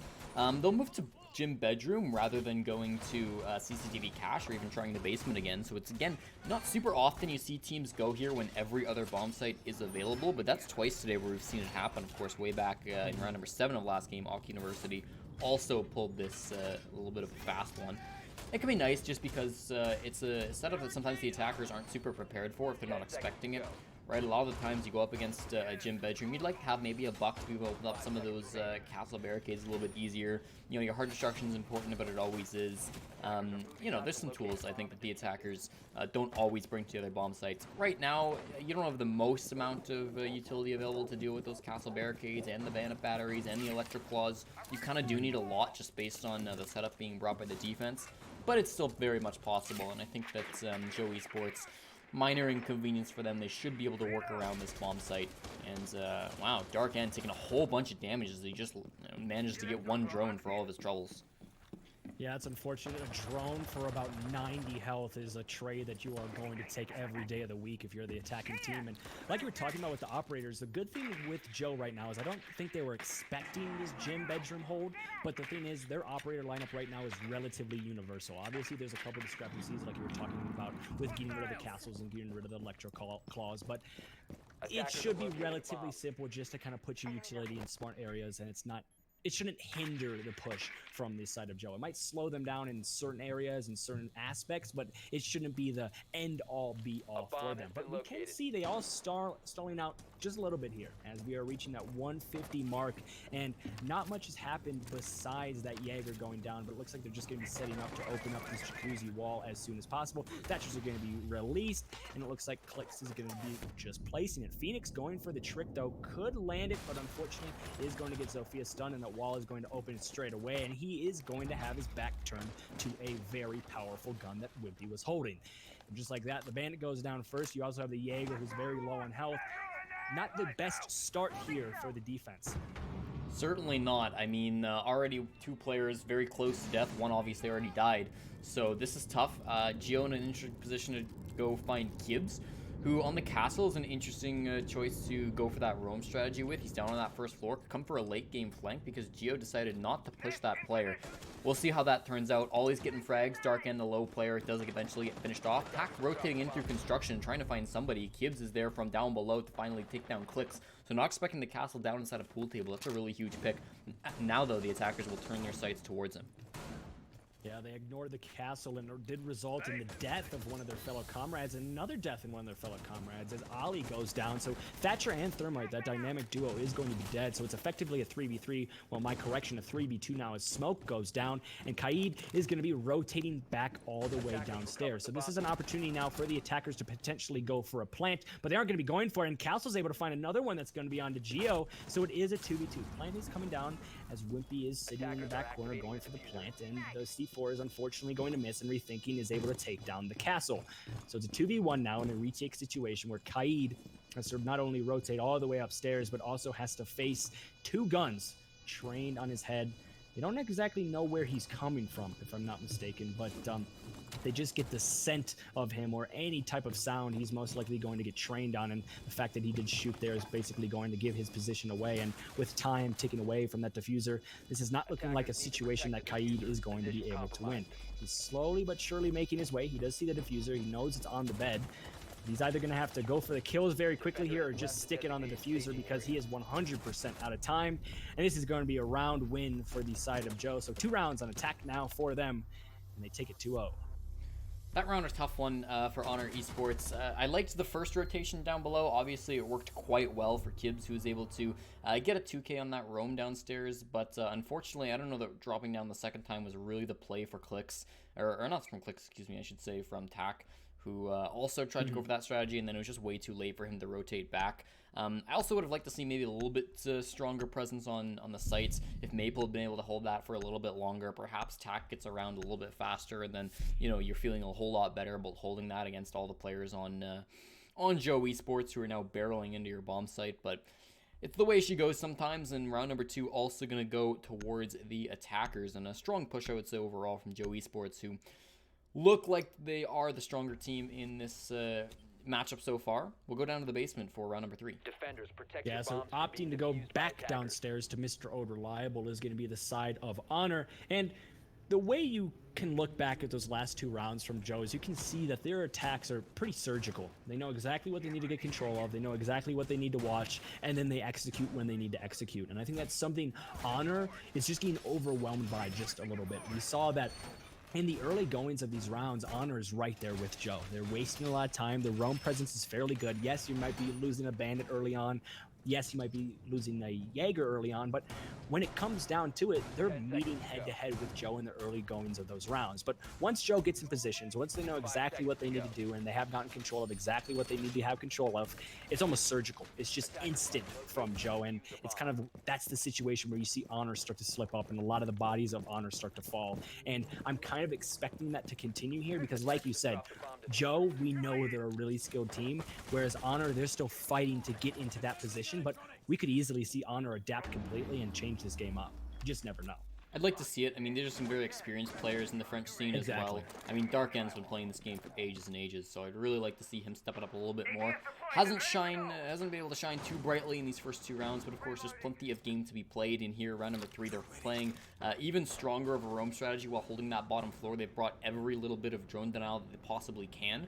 Maple still up here going for, well, still placing some of those mute jammers down.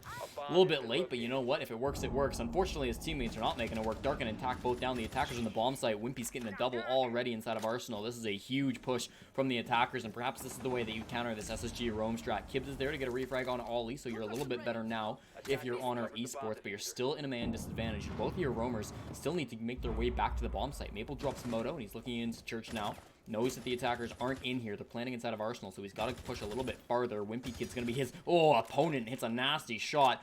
3rd on the round. Kibbs last alive inside of blue. Now Wimpy's going for the quadra kill. Can he get it? Not facing the doorway, but eventually rethinking, steals it from him, and Joe Esports clean up a clean round number 3. Yeah, that's a perfect way to counter that deep roam strat. That wasn't necessarily the SSG roam that we were talking about earlier on, but it's just a deep roam on the site of basement. An exact counter for that is say, all right, we've droned out the site and we realized there's only 1-2 bodies on site. Hit site, hit site, hit site. And that's exactly what happened. It's probably what the comm sounded like as well. And it then turned into a situation where Joe just took over.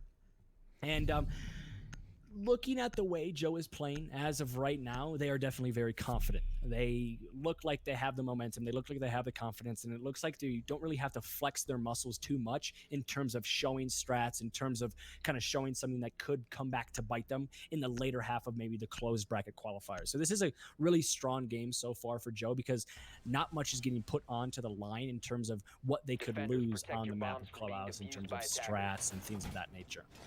Certainly, I think that like if you're a top 16 team, right? Let's say you're one of the, how many are there? 1, 2, 3, 4, 5, 6, 7, 8, 9, 10. Say you're one of the 11 teams who are mathematically making it top 16. There's no possible way that you're not making it there. You might be a little bit worried about playing this qualifier and your strats getting, exposed to the whole world. And so I think it'd be valid to play a little bit more standard, a little bit more just gun heavy. If it doesn't work, if you lose some games because of it, it's fine. You know, like your seeding might change. Exactly. But really, at the end of the day, you know, all that matters is making it through those close qualifiers, and you've already secured your spot there. So I feel like teams aren't going to be too concerned. A lot of guys just want to, get back in here. Playing consistently is really important. You know, they spent the last 4 weeks playing every single week, 3 days a week, and so it's been a pretty harsh schedule. They've been playing a lot, and I think that you want to keep that up going into close qualifiers because there's a bit of a break. I don't know if close qualifiers are announced, but I wouldn't imagine that's before the Invitational, so there's going to be a bit of a break. Yeah, no, it's after. Yeah.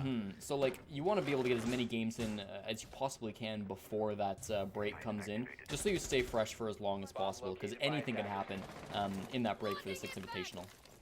Yeah, and in real life, we are creatures of rhythm. So if you can get into that rhythm of just consistently playing on the same days, the same hours, and things of that nature, it can really help a team. So playing in these quals, even when you're confirmed, is highly recommended. Just playing the way you play, just kind of being with your team, building up some chemistry, maybe figuring some new things out. That's exactly what Joe is going to be doing, and probably what those other 11 teams are going to be doing this entire time. But those 5 teams that still have to make it in, those are the teams that are going to be fighting to the absolute brink to make sure that they make it into that close bracket. But talk about fighting, we're going to see Wimpy is able to find the first kill. It's going to be on the Jaeger. So one of the roamers already off of the board, a 416 off of the board as well. So this is a really solid start here for Joe, as well as the fact they already have that east wall open.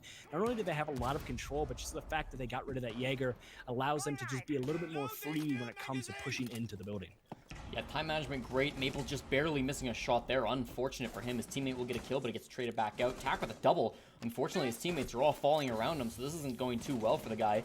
Still going to be a 2-on-2, 2-on-3, I should say. Ollie running on in with the pistol. Doesn't get his quadra kill, but Tak is in there to get his triple.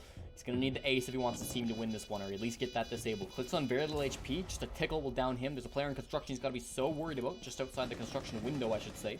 The other player on red stairs, he's got to back down pretty far. He's rotated all the way to onto the top of blue stairs. So going for that bit of a rotation outside of the window. Now can watch from the window. Oh, Tak, it's a great shot.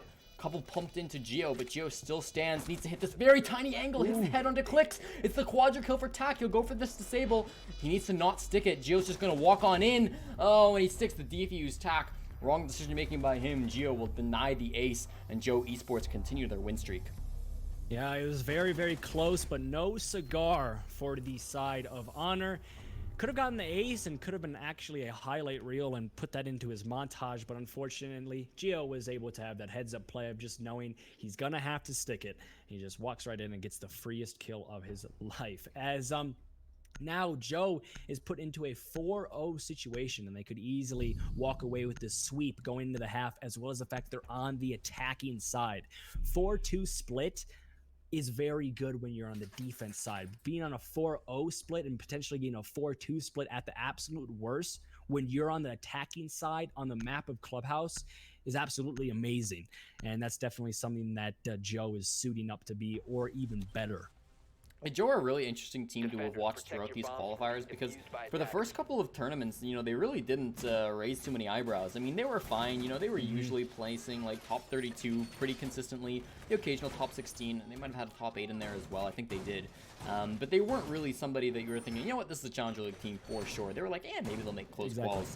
Then you go to last week, and they do lose 2 games, which usually isn't enough, but just based on how the other matches went, they actually tied for first place with Run It Back, and so they shot all the way up to 3rd in those standings, just behind PogChamp and Run It Back, who've now won 3 of these qualifiers.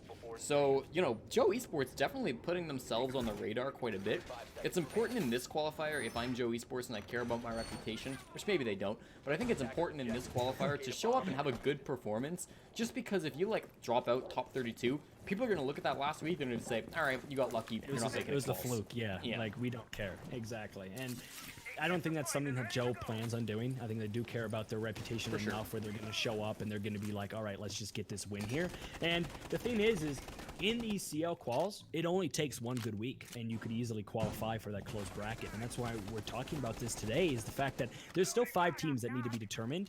If one of those 5 teams just goes absolutely huge throughout this entire week, they're in, and it's simple as that. And that's exactly what happened with Joe. Like you said, they weren't necessarily somebody you would look at and be like, oh my god, I'm afraid of them. But after looking at this last week, looking at their recent performances right now, and also just the reputation of all these players, you're starting to get a little bit scared, and you might start circling their name on your calendar for someone you probably need to kind of look out for.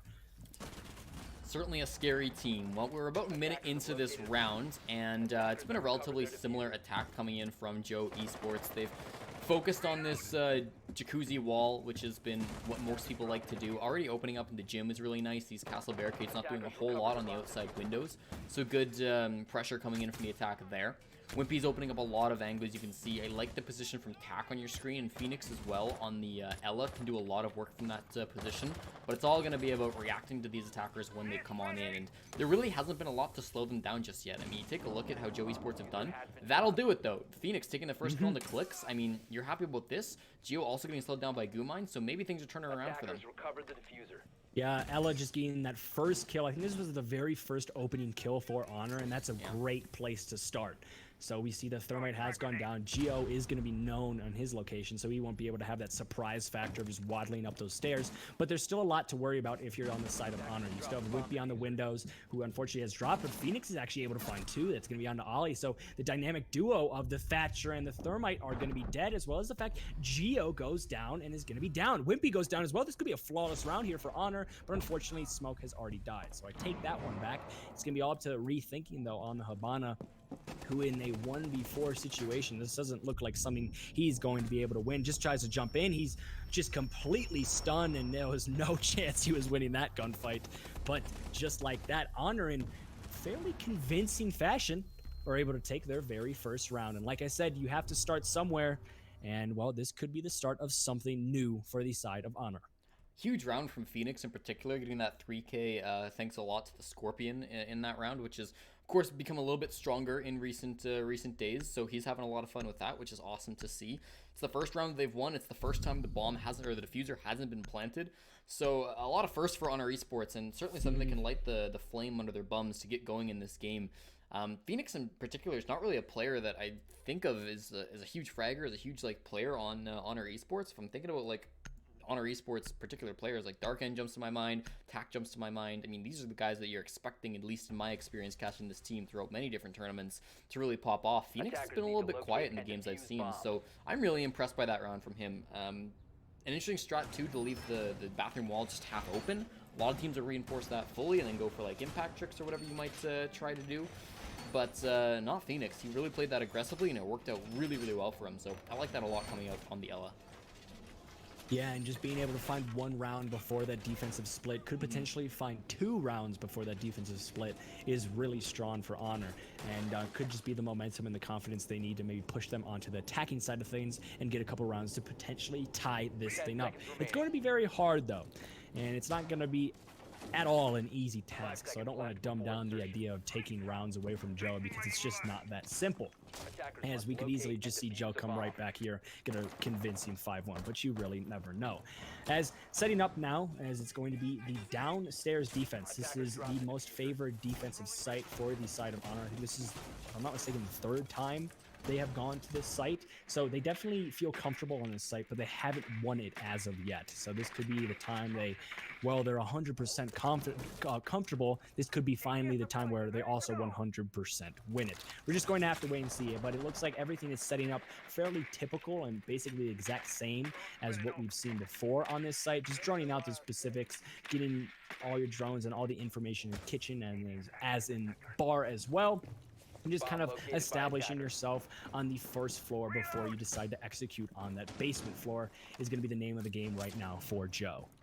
Certainly, it's going to be a bounce back round, I would say, from Joe as well. It's important for them to not let that get them too much. I like that Phoenix is sticking on the, oh boy, sticking on the Ela. Just as I say that, Gibbs kind of walks into a sight line that he might not have known was opened up by Geo. It's a tough one, of course. Just anytime the buck's up above you, you got to watch out for those floor angles, and so because of that, it's going to be an opening frag in favor of Joe Esports. A couple of these hatches getting opened up as well. One dropping on into blue means that Tax Life's going to be a little bit more difficult. He's also been tasked with dealing with this dirt tunnel. But Phoenix, who else, comes on up, and Tac actually finishes things off thanks to a U-mine.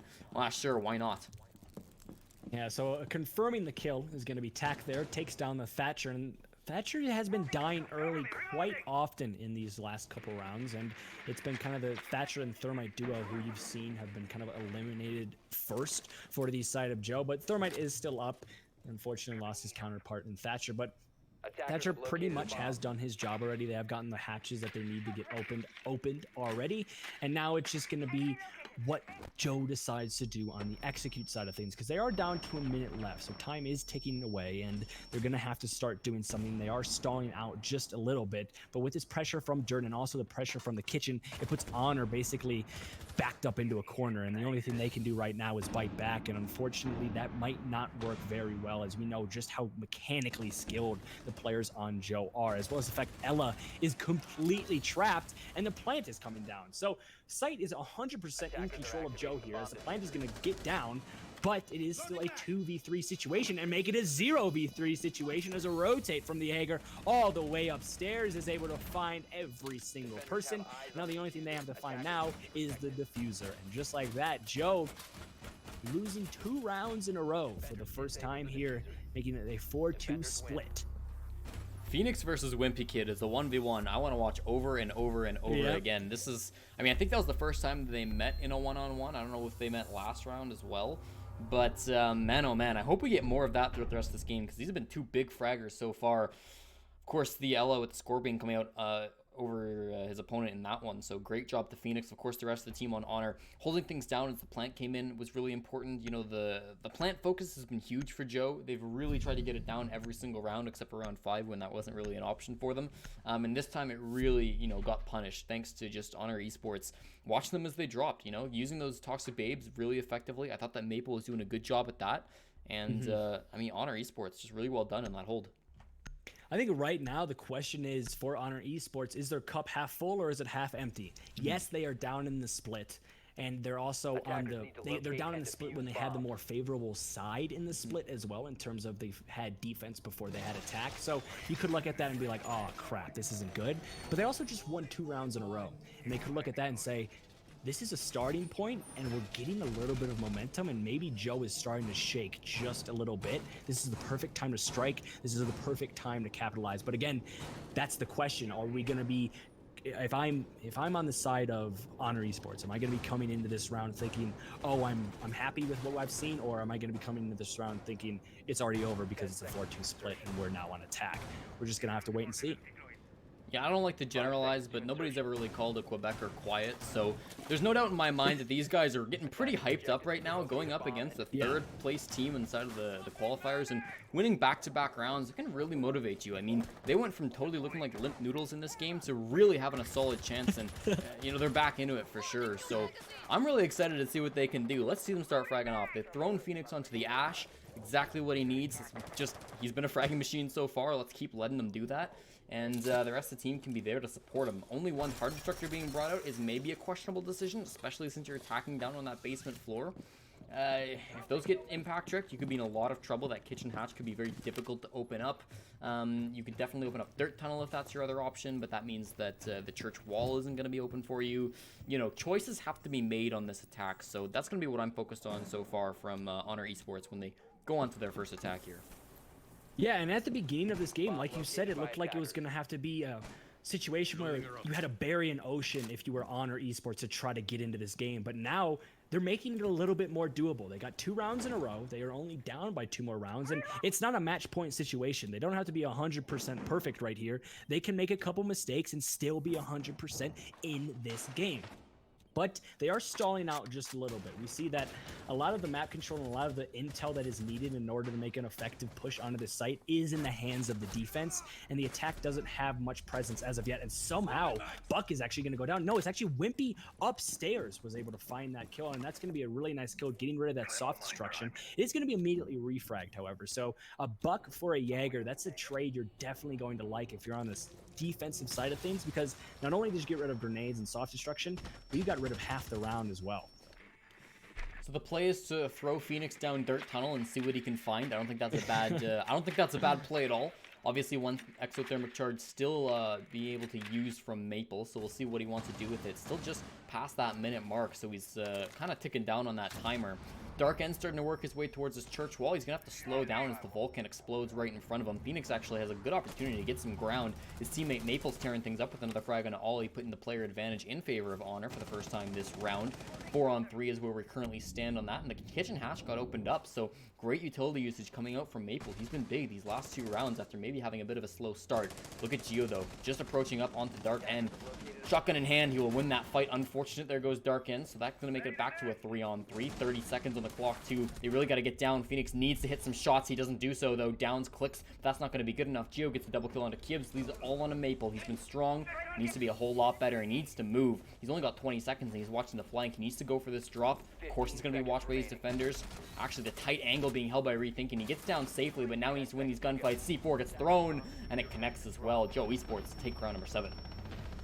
And just like that, for every answer, there is a rebuttal, and finally we see the rebuttal from Joe Esports. After going down 2 in a row to the side of Honor, they are able to get back onto that defensive side of things and get around back and get their answer back. So just like that, it's going to be a 5-2 situation, and now this is when things get a little bit shaky if you're on the side of Honor, because one wrongdoing and then the side of Joe is on to match point. And match point, when it's just sitting above your screen and you can just see the words match point sitting on the top of your screen, it's a little bit daunting if you're on the losing end of the spectrum there. So we're gonna have to see Honor maybe take a couple risks here, because they are on the attacking side of Clubhouse. There's not much you can do because the advantage is heavily in favor of the defenders, especially with these bans, but they gotta take a risk here, because if there's not much more they can lose. They don't want to be put into a match point situation, because at that point I think that's when Joe is just going to completely close it out.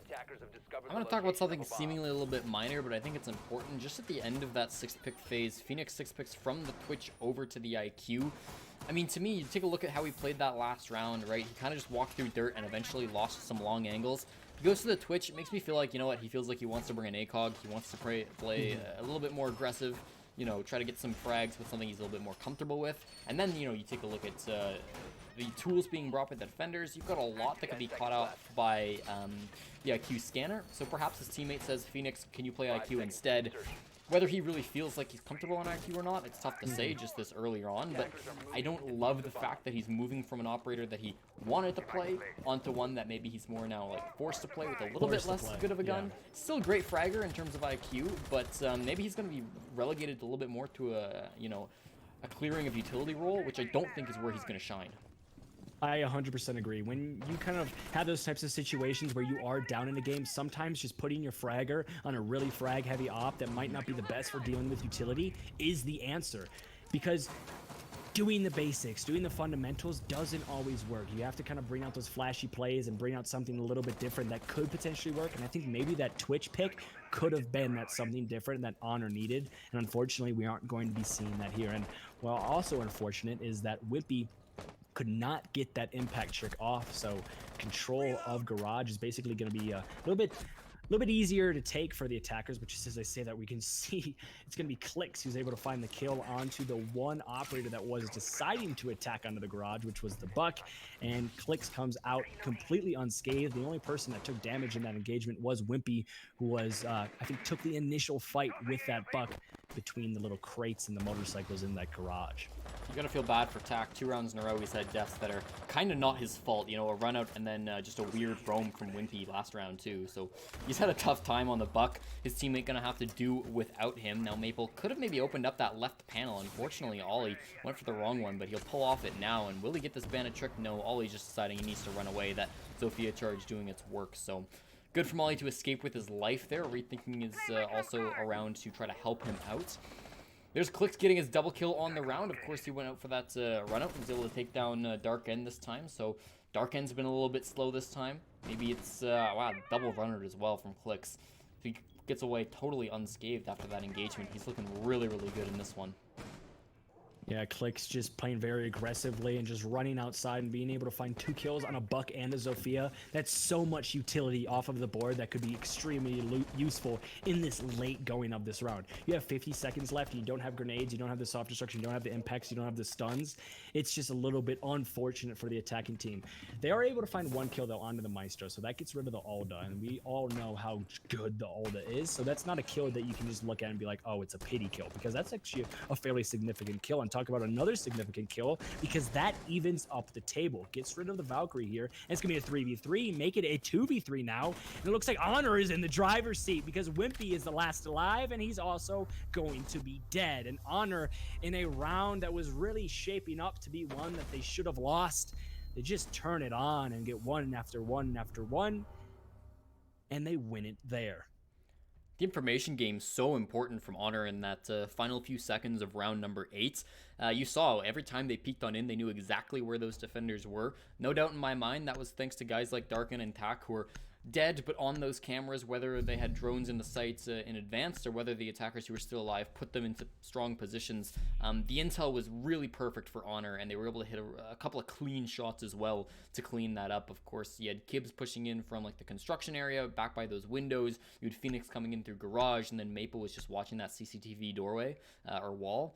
They were really just watching every single angle, and they all knew exactly where to look, and they hit those shots. So really impressive stuff coming out from Honor in that last round. Just seemed like a super clean push, despite the fact that Clicks did all those runouts. And I want to say, you know, if you're only dying to runouts in a round like that, you're feeling really good about how you like to push CCTV cache. Absolutely, 100%, because you could easily fix those run-out deaths just by watching those run-outs, and instead of it being a 3v5 situation, it could have easily been a 5v5, and you could have done the exact same push, and it would have been a flawless round. So it's a really strong round there from Honor, and I think it, like you said, comes down to the fact that they might have just had a little bit more intel than Joe expected, because you look at the operators for Joe, there's absolutely zero drone denial. There's no Mozzie, there's no Vigil, and there's also no Mute. So the drones are relatively free as long as they don't get shot. And unfortunately, we weren't able to kind of see exactly where maybe the drones were coming in or where the intel was coming from for Honor. But if I'm a betting man, I'm going to be putting my money on the fact that they probably had a lot of intel on the site. They probably had a lot of intel on the individual players of Joe, and Honor was just able to capitalize on every single one of them and just hit their shots. And that's exactly why they won that last round. And the fact that we're not seeing any operators getting changed out here from Joe shows that they might have not necessarily recognized that, or they have recognized that and they just said, you know what, we don't really care and we're just going to keep doing our own thing. Right. I think that the fact that they're not changing anything up is a bit of a worry for me for Joe Esports. They probably aren't going to do as many crazy runouts from clicks. But, I mean, you take a look at Wimpy, and he's just putting his Prismas in the exact same spots they were before. I mean, Phoenix knows where those are, and he's not going to fall for him again. Tak takes a ton of damage somewhere on the map. He actually got all the way down through this window. Darken's going to watch his retreat as he falls to the floor, where he can hopefully get picked up, but not if Clicks has anything to say about it. Again, he's going for this jump out. Thankfully, Phoenix is watching, but man, oh man, he's just been so aggressive, and Clicks continuing to get kills on that roll. He's been phenomenal, despite the fact that he died early on in round number 9 here. Yeah, it's actually a very interesting role to see Clicks playing. Most of the time, he's on those very hard support roles where he's either sitting in sight or trying to get the plant down. And the fact that I think Clicks has been a little bit unleashed onto the Valkyrie, it's great to see, because we can see that he is able to be extremely formidable and be a force to be reckoned with when he is on Valkyrie. But the problem is his team is falling apart at the seams. Geo goes down, so that's going to be a lot of intel off of the board. Your Valkyrie cams and your Maestro cams are both going to be immovable. Actually, your Valkyrie cams are still going to be movable, but your Maestro cams aren't going to be movable. And there's just a lot of time for the attack to work with right now, and there's not a lot of utility and also not a lot of bodies anymore for the defense. You only have Ollie and Rethinking left. It's going to be the German brothers to try to stop this attack, and that's a great start there from Ollie, as he's able to make it just a little bit more doable. So it's going to be a 2v3 instead of a 2v4, and he's able to make it extremely doable now, as the tables have been completely evened out. 2v2, both of the operators on both of these sides have 100% full health. Now it's just going to be a game of positioning and waiting. 30 seconds left. Still a lot to work with, but Ollie's able to find 3, and he's going absolutely huge this round. He's looking for a 4th as well as he rotates into the garage, but they don't know where this IQ is, but now they do. The shots are going to be Ridley now, giving away the position of the IQ.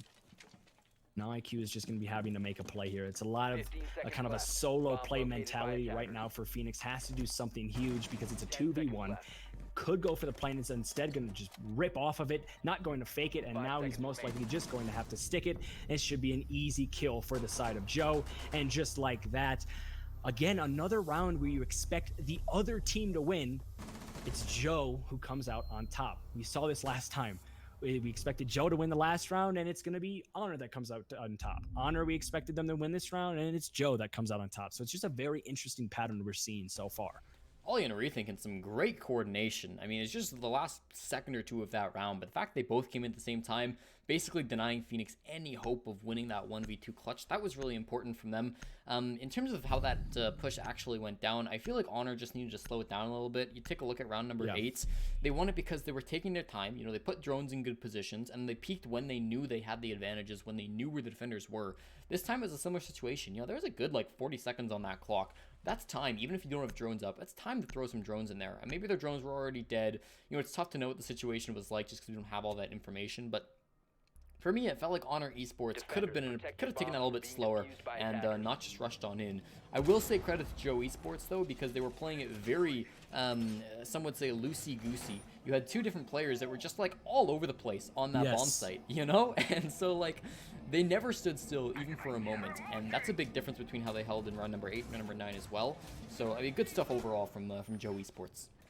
Yeah, and to add on to that, we saw, because of them moving around and being all over the place, that intel that we saw in round number 8 wasn't going to be viable, because you're going to be like, oh, he's right here, and then he's going to be on the completely other side of the map, and it's just going to be a missed call for your entire team. So just great adaptability from this side of Joe, being able to recognize that maybe it was intel that led to their demise in the early goings of that round number 8, and they were just saying, you know what, we might not bring a lot of drone denial, but something that does deny drones is just moving into completely different positions constantly and keeping the attackers on their toes, and they do that perfectly.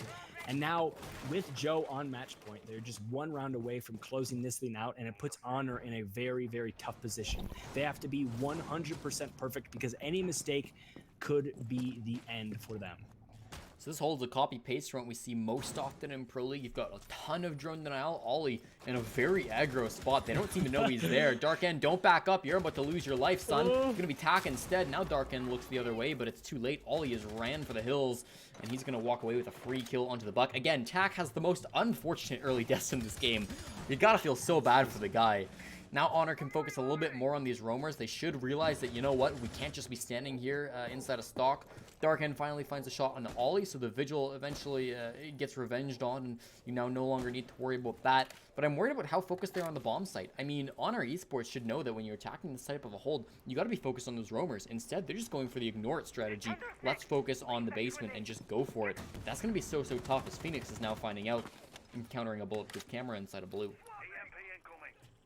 Yeah, as we can see, because Ollie was able to find that kill onto the buck, it's going to negate a lot of soft destruction for the side of the attackers. And we can see Wimpy is actually in a really nice spot here, and I don't think has been droned out whatsoever. He's just sitting upstairs in cash, and if a push comes down into blue, he's 100% going to be able to get that kill, as well as the fact if Darkin decides to waddle into that and look like that, Wimpy is able to find a kill there. It's going to be in that exact situation that he was, exact spot that he was looking down in. And I don't think anybody on Honor even knows where Wimpy is at this point. I think they're just really confused on exactly how that happened. And Rippy also rotating and just being very malleable in his positioning results in situations like this where he's able to riddle somebody down, and rethinking is able to finish the kill. And it's going to be all up to Maple and Kibbs in a situation that looks almost unwinnable. But Maple is making it very winnable as he's able to find two.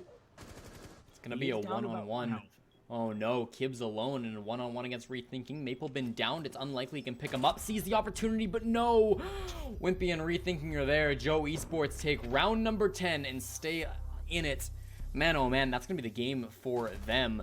And what a match ended up transpiring. Despite the fact that Honor Esports only got 3 rounds out of it, I was pretty impressed by the play that they brought against one of the top teams in these qualifiers. I 100% agree. I 100% agree. That was the exact thing I was going to say. Coming into this game, it's safe to say, in my opinion, that the expectations were a little low for Honor, especially going up against a team as good as Joe. We were pretty much expecting, okay, Joe has a really high advantage right now. Honor, this is going to be a tough game for them. And the fact that Honor they were in those rounds, every single round, maybe just one kill here, one kill there, could have easily been the difference. And again, it's one of those situations like we saw in the first game today, which is you look back at this game and you say, yeah, we lost and it really sucks, but hindsight is 2020. You look back at this as a positive. There's a lot of learning things you can. There's a lot of things you can learn from this game, as well as the fact you should be fairly proud of your performance in terms of the fact that you went up against a very top team and you were right there with them every single round. And even though that last inch didn't go your way, there's still a lot of things that you can improve on to maybe next time around that last inch does go your way. And there's a lot to play for Honor Esports as well. Again, this is a team that consistently plays in the Canada Nationals. They're no doubt going to be back at it when the qualifiers come around for season number 12, if they can't make it happen here in season 11, because based on their stats right now, one more loss and they're basically done for. So they've, of course, got to run the gauntlet. They got a tall task ahead of them. Either way, though, the qualifiers continue. This was round number 2. We have one more match for you guys tonight, round number 3. And that'll be starting in about half an hour. So go get some popcorn, go use the bathroom, whatever you want to do. Make sure you're back here in about 30 minutes because round number 3 will be starting up in about that time. We'll see you soon. You've been far away. What have you got to say? My heart is on display, but I'm not afraid. Yeah, I'm not afraid. Why you been getting busy? I've been getting dizzy, trying not to keep you in mind. Now I'm 35 and suddenly enticing since you came back in my life. I've been waiting for you, been waiting for you, been waiting for you. I've been waiting for you, been waiting for you, been waiting for you.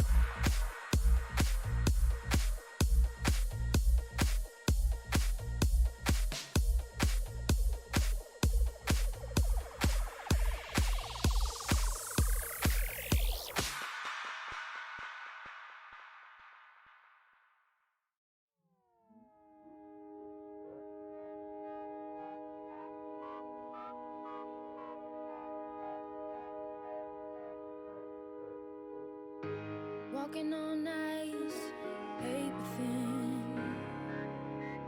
skating on the surface of what might have been.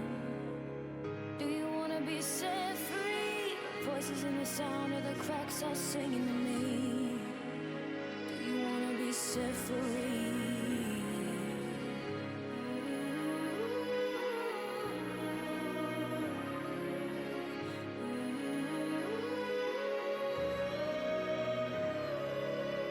If you come back looking for me, keep your eyes off the ground. Let me hear you take off for a drive. If you come back looking for me, if you come back looking for me, if you come back looking for me, I'll be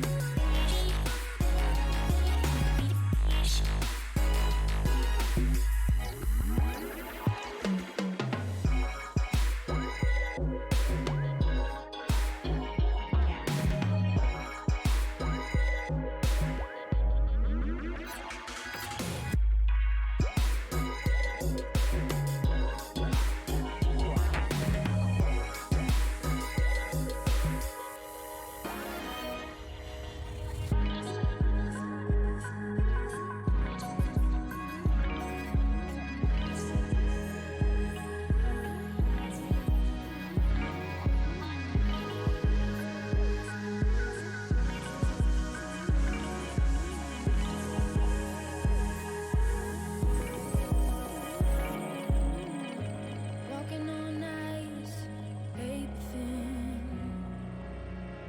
skating on the surface of what might have been. Do you wanna be set free? Voices in the sound of the cracks all singing to me. Do you wanna be set free?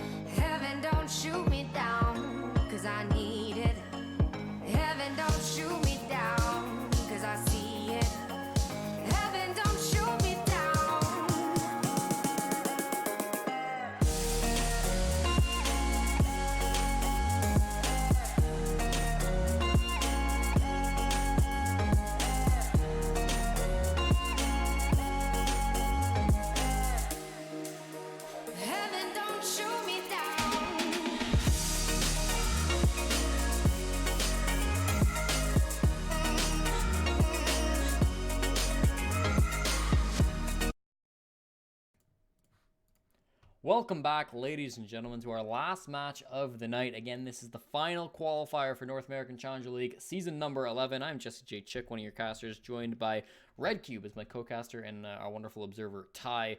Red Cube, welcome back to the last match of the night. We got Boosted Monkeys versus Fans. Yeah, this is definitely going to be a very good match. Unfortunately, it's our last match of the night. Well, fortunately for some people, because some people want to go to bed, but unfortunately for us, because I would just love to cast all through the night. But Boosted Monkeys versus Fans. We were talking about this in the pregame, and this is a game that actually has a lot behind it, because whoever loses, that could easily be the nail in the coffin between qualifying into that closed bracket and not qualifying into that closed bracket. So unlike the games before, we had that Slaughterhouse game, which had a little bit behind it. We had that Joe game, which basically had nothing behind it. This game has a lot behind it, and the stakes are fairly high for both of these teams. Yeah, I mean, it's not mathematically the end for either of these two. Like, technically, they could still make it, but, like, the odds are astronomically against them. Both these teams are looking like they need top 8. Like, Boosted Monkeys need top 8 and a lot of luck. Fans need top 8, and then they're probably in. And you can make top 8 with, like, 1 loss for sure. 2 losses is, like, it'd be pushing it, you know. You're probably not making top 8 with 2 losses. It's possible, though. So, like, both these teams could be okay if they have 2 losses. However, 2 losses in your first 3 games would really, really hurt you, and you might be totally out of it, depending on how the rest of the games go, if you have 2 losses throughout the entire qualifier. Yeah, and again, it's one of those situations where you don't want to kick those crutches right out from underneath you at the very beginning of the week, because the first day of quals is arguably the most important, because you want to set the tone for the next couple of days. And if you start out slow, when you start losing 1, maybe 2 games in the first day, it seems as if your whole week is kind of just a waste of time at that point. So it's just very important to get off to a nice solid start and just kind of maintain that start for as long as possible. So it's just a very important game in terms of momentum, in terms of record, in terms of even just getting into the closed qualifiers. It's all around just an important game. So we should be in for a treat, as well as the fact, this is finally the first time today I'm not going to be casting Clubhouse. Thank the Lord. Yeah, this is your 6th cast? Yes, my 6th cast today, and every single one of them was Clubhouse, and finally we are going to be going onto the map of Cafe, which is just, I am so happy. I hope we get a good game. The players are all in the server and readied up, so Cafe is our map. We will load into the server now. Again, Fans versus Boosted Monkeys for our last match of the night. Should be a fun one. If you've been watching the streams, you probably are familiar with Fans. We've cast them a couple of times now. They're a really fun team. They like to get pretty aggressive and play some fun strats, so I'm excited to see how they do. And Boosted Monkeys are a team that I've watched like for a long time. I casted these guys in the original Siege Rivals back in March of 2019. So, I mean, this is a team that I've seen for a long time. Definitely a different roster, but the similar core. So I'm really excited to see how they stack up. If they can maybe claw their way into the closed qualifiers in the very last round. Yeah, it's going to be interesting. Like we were talking about in the pregame, there's still a lot behind these games, and also the fact that some of these players have been in and out of certain teams, and well, we also have very familiar names. Like you said, with Boosted Monkeys, they go way back. And if I'm not mistaken, Boosted Monkeys has a player named Nalid, who I think one of my very first games I've ever casted. Yeah, so I just got confirmation from Ty, who is the observer. Nalid on the team of Boosted Monkeys is the Nalid that I do know, and he was in my very first game I ever casted, which is absolutely ridiculous to think of, but it's just crazy how things can just come at, like all full circle, and just see how far everybody has come. So there's a lot of names in this game. There's a lot of stakes in this game. And also, we're not on the map of Clubhouse. So it overall should just be a really fun match to watch. But all the bans are going to be put in. So Nomad, Maverick, and Mira, and Echo are going to be off of the board here. Fairly typical bans on the map of Cafe. Cafe obviously has a very small kind of play pool in terms of it hasn't been played a lot because it's the newest map in the entire pool. So we don't really know what the 100% meta bans are, but just looking at those operators, that's a very, very typical ban phase. It's going to be a big map for Mute Mozzie, I was going to say, and just as I want to say it, well, look at Boosted Monkeys bringing out immediately Nalad and TIE Fighter. Yep. bringing those two very oppressive operators. They're swap off at actually the castle, but still bringing one of those two hard drone denial operators. We'll probably see it when they go up to the top floor. It can be very powerful up there. They start Reading Room Fireplace Hall though instead, and this is totally fine. Again, with the way that this map is a little bit newer compared to the rest of the maps in the pool, teams really do rotate between like honestly all of the bomb sites. Definitely mining, dining would be mining is going to be the most unconventional bomb site, but it's honestly seeing a fair amount of play in Pro League these last couple of weeks in particular, so it's not like it's off of the table. You know, it's definitely an option for these teams. Reading Room is going to be a relatively common one as well, though. Yeah, and again, Cafe is one of those maps after the rework where you could go to every single site and say, oh, this is viable in its own way, which is really, really nice. And it kind of shapes up to be a fairly defender-sided map in terms like that, but it still is then, it means it's a really well-worked map. And actually talking about the defender-sidedness of this map, it is right now the most defender-sided map in the pool, only behind Villa. So when you're on defense and you're starting on defense like Boosted Monkeys are, they really want to capitalize on that fact, because if they get down early and they don't set the tone early, we could easily see a snowball effect for the side of fans, and they could just run away with this game. Both these teams had really tough opening matches. Boosted Monkeys played against Shook Squad and Fans played against Okami. They lost both of those matches, which is where both these teams got their first loss. They were both victorious in round number 2, and as we've talked about, one of these two teams will likely have their dreams ended right here, right now. We'll take a look at this attack on the top floor. Of course, it's going to be important to clear out these roamers as soon as possible, and with all of this drone denial, particularly with the Mozzie, it's going to be quite difficult. I like the castle setups as well coming up from TIE Fighter. Just really sort of pinch where these attackers are going to be coming from. Just makes it a little bit more predictable on what angles you have to watch, at least until they blow them open. So can provide a little bit of safety and waste a little bit of time, as you want to be able to hold on to this top floor pretty much as long as you possibly can. Yeah, and you can see with these castles, most of the time the attackers have options A, B, and C, but with those castles in place, it's almost like they only have options A and B, and like you said, it makes it a little bit more predictable, a little bit more easy to understand, a little bit more, I guess, viable for the defense to just pinpoint exactly where the attack is going to be coming from. Now it is able to find a kill, though. That's going to be onto the Zofia, but it's going to be immediately refragged as well. So a Zofia for a Mozzie is something that you would definitely like to see, but unfortunately my clean feed has just completely went black, and we will be right back with that. All good, I can cover from here. We do still have a couple of roamers up top, Ham as well being the main one. Swaylin as well going to be holding onto this top floor, and TIE Fighter not far below. Swaylin will decide to drop on into Laundry and then further into the site where he's safely castle barricaded off. Han actually doing quite a bit of damage up top here. You can see there's a bit of a pinch coming in from both Jolton and LSG. LSG, the Frenchman, coming in with a headshot to finish off Han. A lot of Quebecers today on the stream. I don't know why, but it's just the games that we've been seeing. LSG going to be able to take him down, putting the player advantage in favor of Fans as we just passed that 2-minute mark. Yeah, so you still have the smoke in the board, and he also has 3 canisters left, so he can definitely play the long game here. The only problem being the fact that there's just more bodies on the side of the attacking team, and they could easily just try to go for a full-on flood and frag out the smoke, is just they do with the Jaeger there and the Valkyrie and the Mozzie prior. So it's going to be all up to the smoke and the Castle right now. Castle doesn't necessarily have a very good gun for a situation like this, so you're really looking at the smoke to be the playmaker here. And with 30 seconds left, he definitely could do something, but it just might be too much time for the attackers to work with, as well as the fact he is dead. So it's going to be all up to the Castle. He has that UMP, is able to find one, but it's going to be a 1v3, and it's a tall task for anybody, but also a tall task for a gun as bad as the UMP. But he could potentially find another. He's just going to miss the shots, and that's so unfortunate there. That could have been absolutely huge, and would have been brought down to a 1v1. And it's going to be 8 seconds left. He could try to find the person who is planting it, but unfortunately he has no angle whatsoever. And it's now still going to be a 2v1 situation and also a retake situation at the hands of the Castle. Whips out his pistol, trying to move around as fast as possible to make sure he's not wasting any time. Shots are going to be riddling out. He's able to take down the Habana. He's going to be going all up against the Buck, and the Buck has absolutely no idea where the Castle is coming from. And I stand corrected, he's going to heal the Castle, and the shots are going to land. And they got very, very close there from the Castle of TIE Fighter, but no cigar, unfortunately, for him, as the attacking team is able to take the first round.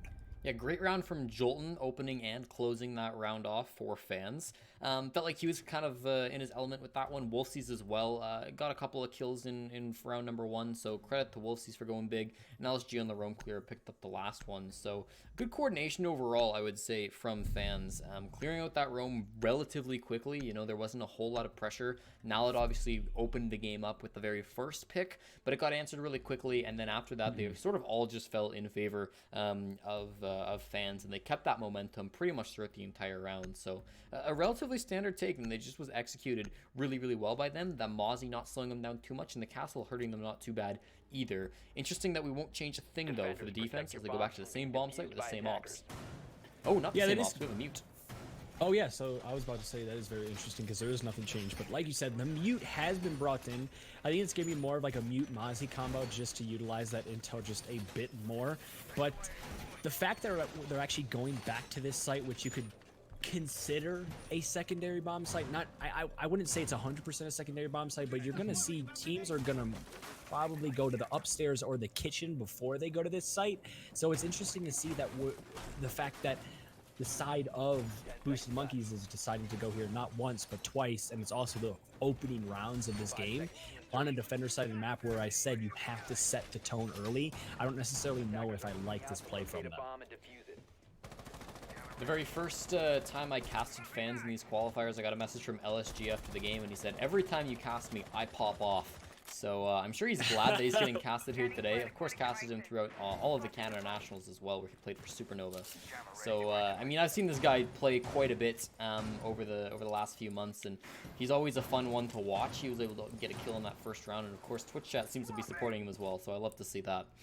We just passed 30 seconds in this round, and as we talked about, this drone denial is going to be a really big problem for fans, as they now have a harder time clearing out this top floor. You're still worried about Naled as well, who is roaming down on that bottom floor, and despite being on the Mozzie, he's being caught out by a drone and is forced to shoot it so that he can back away safely. Diaz had a bit of trouble as well in that last round, surviving for a long time. Oh, the worst timing in the world. That's so unlucky for Diaz Lucas, as he just misses that opportunity to take a free kill on Naled, who rotates into dining. I think he saw Naled, correct? He did. He saw like the very bit of his bum. He saw just a glimpse of it, and that's just gotta hurt, as Wolfsies is brought down to a sliver of health, and you breathe on Wolfsies, and he is 100% going to die. That's a little bit unfortunate there, but just the fact that somehow the Mozzie was able to escape that is kind of shocking, and it's still just something I can't fathom as of yet. But a lot of time has been wasted by those roamers as they do drop off and decide to retreat back to site, and the attackers don't know it as of yet, so they haven't turned it out. But Diaz is able to find the first kill that is going to be on the Naled, so finally Diaz is able to kill that Mozzie that has been eluding him for so long, but it's going to be immediately refragged there by the castle. Somehow the castle is the operator that is getting all of these kills, which is something you just do not typically see, as well as the fact Han playing with the shotgun on these white stairs could prove to be a problem for Wolfsies, as he's again brought down to just a sliver of health, and just a lick of damage is going to kill him. TIE Fighter's been good so far in this matchup. Be interested to see what he does later on in this round. LSG gonna fall, just so I was giving him some credit. Swaylen, the big flank up red stairs, able to find that pick. It's gonna be an important one. Tilt the numbers in your favor, evens it out again. Arrow is able to take down Hand, so that's a vertical advantage. And Wolfsies with a quick shot. He doesn't need very much HP if he doesn't get touched by any bullets. TIE Fighter, we were just talking about him, rotates up and eventually gets gunned down. So we're 2-on-3. Very low HP from Dumberbolt, as he now has to back on off, taking too much damage from those floorboards. I like this position from Swaylen, but is anybody going to peek him? It looks like they will, and he gets that shot. Double kill onto Wolfsies. Can he get the third? Oh, yes, he can. The gridlock can't do anything. Arrow falls, and Swaylen's on a triple. Jolton now alone in a 1-on-2. He's got the diffuser, but so little time. Can he find his first frag? Yes, he can. Swaylen, not a lot of HP. Hiding in the corner. Beautifully played by Dumberbolt, knowing that he has that time advantage. He can just sit back, and he won't get droned. That was the play. And great play with the SMG-11 from Dumberbolt. That's very. I love his name. That name is just very funny. But Dumberbolt was brought down to a sliver of health after getting shot up by the Buck who was upstairs. And it's unfortunate there for the Buck because if he just finished off that kill, that was going to be a round win in favor of fans. But again, Siege is a game of very, very minuscule things happening, and it's a game of inches as well. And just like that, just that sliver of health being left for Dumberbolt is going to be the difference between winning and losing that round out. But we are now going to be going upstairs to arguably the best bomb site on this map. This is the first time I think we are going to be, well, I don't want to necessarily call it a solid site choice, because technically you could say nothing's really a secondary site choice on this map, but this is the first time we're seeing the side of Boosted Monkeys going to a more typical site, I think is the best way to put it. Yeah, I mean, I think this is fair as well. It's been a strong site, but certainly nobody would call reading a bad site. So we'll come here instead for round number 3. Of course, that second floor being locked up unless they wanted to head to mining, which apparently they don't, which is fair. And we'll see how they want to hold on to this one. Nalad on the Kaid is going to be an interesting one for me. It's pretty much always, or not the Kaid, I should say the Maestro. I don't know why I got those two mixed up. Maestro's pretty much always going to be a staple on this bomb site. I've seen people get really aggressive with him and like start peeking the skylight hatch. I don't know if Nalad's got that quite in him, but perhaps that'll be the way that he wants to play this. Always fun when you can see some really aggressive strategies, but the moment it seems like he's content just to sit on back. We're focused on Diaz Lucas, who I want to talk about for a moment too, because this is a kid who's got a lot of like great potential in terms of his fragging ability. I haven't really seen it to the fullest extent in terms of this qualifier. Like, he's been fine in most of their games where they've won, but he's definitely had some off days, and first 2 rounds not looking super great for him. I'm hoping to see him maybe turn things around, because again, this guy can be a great fragger if he starts getting warmed up. A bomb has been located. Yeah, I've seen, there's a lot of, I think, highlight clips I've seen even on like Instagram where it's just like those Siege clips that has his name in it. So we know he can bring it, but it's just we haven't seen it as of yet in these first 2 rounds. So it's just kind of a matter of time right now. As we see Han, the Valkyrie, who's playing in Fireplace, has the windows prepped as well. I don't necessarily know if he has a cam outside, and he's maybe, well, yeah, he has 1 cam there, and he's going to be potentially going for a run out if he decides to jump out that window, but he's getting watched very, very closely right now, and all the operators are actually just going to be right on top of the roof, so Han is just going to be playing it fairly safe. He has not been droned out though, however, so he could basically be in a position where a late round flank or just a flank in general could be very, very deadly for the entirety of the fans team, as they are just kind of putting themselves into this cigar lounge very, very quickly without much intel or much information on what is going on beneath them, because that Valkyrie also still has a C4, and that could be very, very dangerous as well. As Ty, how is he alive? What is that? Sliver of HP on the mute there. He's got to play very passively with a shotgun back inside a bathroom. Unfortunately for LSG, a lot of his pellets got zapped by that Evil Eye, so he's going to have a tougher time opening things up, getting on in there. That's some sneaky strategies coming out already from Nalad. Here we go, though. This time they're not going to get denied, and they should be able to open up the back bar storage. You can hear them blowing up now, so they have that opening on the attack. That's going to be all the X-Kairos used to get on in there. Now TIE Fighter in an even stickier spot than he was before. You can see this attack really just lining on up, setting everything up, going for their drones, getting ready for this execute. They know which gunfights they have to take. Jolton wins the first one on a Swalen. That's a really important one down the White Hall. Notice there's some Toxic Babes inside of back bar storage, but he can still push on in. He's got a little bit of wiggle room to work with. They know the mute's in bathroom as well, but just so low and not really in a position they can challenge. Wolfie's inside of sight already, a lot of control, but LSG has that diffuser hand coming up the white stairs. Could be in a great spot to go for a flank. LSG starts this plant now, and his teammates are all covering for him. Jolton and Wolfie's both get a kill apiece. Dumberbolt is downed as well. Just hand down below as his teammate has fallen. He's got a C4. You can't really land anything. You're in the ace clutch situation with time against you, and you get 1 kill. LSG falls on the white stairs, but again, is it really going to be enough? Unlikely. He's still firing into piano. Nobody over there is trying to challenge him, though. Pushes up to the very top of white stairs. Now sees where the diffuser is at, but can't really get any more frags. DS Lucas will find the final one, and fans take it in round number 3.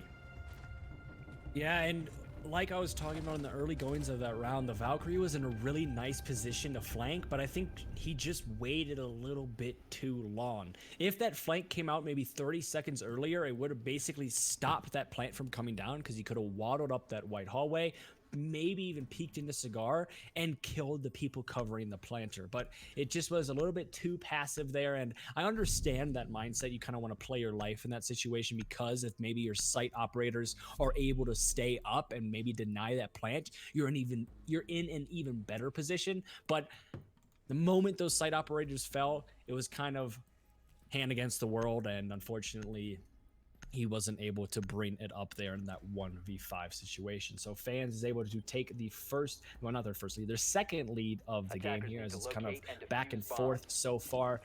And in the early goings of this match, this is already shaping up to be the closest game we have seen today. Yeah, I mean, you take a look at the other three, or the other two games we saw, and the first 3 rounds were all towards one side the last time. Yeah. Joe Esports got the opening 4 rounds in the last game, and then in the very first game, Slaughterhouse won the very first 3 rounds. So we've at least got some more variety in the opening rounds, and that's got to count for something. We come back to this top floor, so there's a lot of rigidity coming out in just the early stages from Boosted. They don't really seem like they want to shift from the same 2 sites of reading in the bar up top, which is totally fine if they feel confident on these rounds or on these sites. But of course, last time this wasn't the most favorable bomb site for them. I'm glad that we see some support from both sides inside of the chat. So do make sure you cheer on your favorite teams, and most notably Braindead, who's was on this team a really long time ago, was on Boosted Monkeys, and now is leaving us for another game, which is quite sad. But we still got some players competing for this Challenger League spot, which I'm really excited to see the rest of this match, because again, it's been a close one so far, and the Pulse swap up is a very interesting pick for me. Probably going to be playing downstairs. Of course, you're often playing vertically when you're playing as a Pulse, so that kind of goes without saying, but particularly if he's playing on that first floor, he could be going for a little bit later of a roam. The fact that they banned out the Nomad really speaks to me that maybe they do want to go for something like that, but at the moment he's just inside a train and just watching these people out on the rappel. This could be bad. Yeah, he's going to be just spitting a lot of intel to his team, and I don't think the attackers know whatsoever, because the IQ, the direct counter for the Pulse, is nowhere near the Pulse at the moment. So Pulse is in a fairly comfortable position that will allow his team a lot of intel, and also just maybe the advantage that could maybe guarantee them a win, or just wasting a lot of time. And something to note is the fact that Nalid on the reading room site was playing more of a Mozzie roaming role, but now since he's upstairs, he's been switched off to this Maestro kind of hard support role. And it's very interesting to see, because obviously you're going to see fluidity in terms of operator choices and things of that nature, but that drastic change in the role is something to take note of, and it's going to be interesting to see once the side of Boosted Monkeys goes to an even different site, will that role switch happen once again? Oh man, Thunderbolt going down early once more is not going to be good for his team. Does eventually get finished off by Arrow, so that's not going to be a problem for the attackers. A smoke off of the board is so huge when you get him down like a minute 30 in. That's a big plus for the attackers, and they should be feeling even more confident. They didn't lose a set of X-Kairos to the Evil Eye like they did in the last round as well, so the advantages seem like they're even stronger than they were the round where they won this bomb site. So I would be very concerned if I'm defenders right now. They do have a lot of people down on that first floor, and they've got a couple of Nitro Cells to work with. You've got TIE Fighter getting a lot of pings from his teammates, but everybody's just moving around, and they're so ready for it. Jolton just watching the angle, takes down TIE Fighter. Another frag finally, this time for the defenders, as Swalen finds Jolton. Jolton's been very strong so far in this matchup, so it's good to get him off of the board, but you still find yourselves at a player disadvantage. A 4-on-3 as you wait for the attackers to make their move, and they haven't really gone for a plant just yet. You still got Bow and Arrow holding from up top. Can go for this smoke, which will definitely help with these planters as soon as they want to start getting on in. LSG again still has that diffuser, so as soon as the smoke goes in, his teammates go on in, and he can follow them. LSG's just getting frags instead. Swalen's there with a double kill, both for his team now. Hand down on the top of White Stairs means LSG can start this plant off, but he doesn't need to. Diaz Lucas is clearly woken up, and he's getting frags. Fans take another lead, as it's now 3-1. Yeah, this is the first time we have seen an unanswered round, so it's going to be 2 in a row for the side of Fans, and it puts the side of Boosted Monkeys in a little bit of a questionable position. 3-1 down when they are in the defensive half of Cafe is not a position you want to be in, because you could easily say already the side of Fans have won this half out, because it is such a defender-sided map, and they already have secured the draw. And the thing that I'm seeing quite a bit of from the side of Boosted Monkeys is the fact that they're playing very passive, and they're playing for their life, and I think that could be their undoing, because they're not initiating any type of contact onto the attackers, and it's allowing the attackers to just push right into the site, get easy kills, and then when the flank needs to come out from the roamers or somebody from below, it's either extremely predictable or way too late. And that's what's resulted in 2 rounds in a row winning for the attacking team. I mean, I could totally empathize with wanting to play a little bit scared, a little bit slow here in this matchup because, I mean, Boosted Monkeys, you take a look at just Monday, right? You start off with this day and you say, you know what, boys, we've got 10 points. We need to get 10 points to even have a shot at making it in. That means we've got to get top 8 if we want to have a chance at while staying alive and making it to the top 16. That means we can afford maybe 1 loss, maybe 2, but more than that, and obviously we're out. And even with 2, we're really, really pushing it. They lose their first game, you know, they win their second, and now they find themselves down 3-1 here in game number 3. You got 9 games to play this week. You can't be losing this many matches early on, so certainly I don't think it'd be an exaggeration to say that if they lose this match here, if they don't pick up the pace and start winning more rounds than they have been, they're probably done for Challenger League Season 11.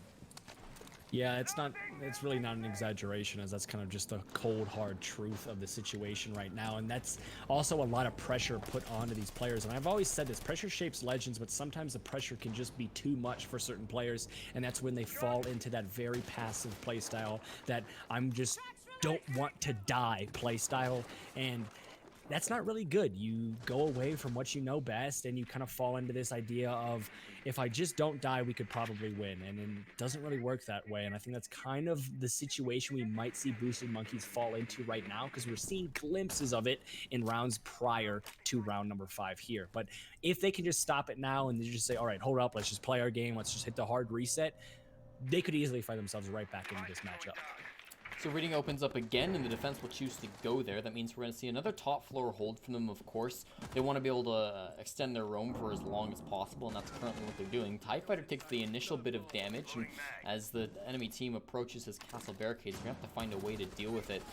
There's a bit of aggressive peeking coming around here. It's Diaz, however, who opens things up on Analysis. That's again going to be one of those roamers off of the board, and now Hands and Swaling got to figure out what they're doing. They choose to just back out. Yeah, Mozzie down first, once again on this exact same site. On round number 2, Mozzie was the one that went down first, and the thing that sucks about that is the fact that you not only lose a lot of intel, but you also lose a C4, as well as a really strong gun. So it's just a roamer you don't like to lose out early on, because he didn't necessarily waste a lot of time at all. Because, yes, you could say, well, there's only a minute left, but the attacking team has so much control of the map, they can basically do whatever they want with the defense and force the defense out of their own sight. And it's kind of a situation, again, where we see the defense in right now. Castle is basically all by himself. We see the Smoke was basically all by himself, but he's able to find one, could potentially find another. Those holes, they do work both ways. He's just going to have to play this very, very smart.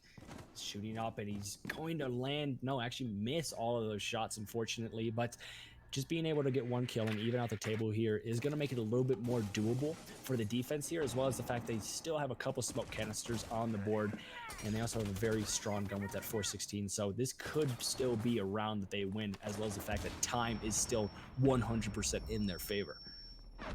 Coming for the gunfight, Diaz Lucas wins it over TIE Fighter. That's going to be a big double kill for the Brazilian now, as the players are just falling on the enemy team. Bow and Arrow takes one down as well. LSG is going to start this plant. Dalton's getting frags, and this is all falling apart. That top floor control worked out so well for them. Han now alone in the 1-on-4. Surely he can't win this. No, he can't. Jolton gets that final kill. He's been phenomenal here on Cafe.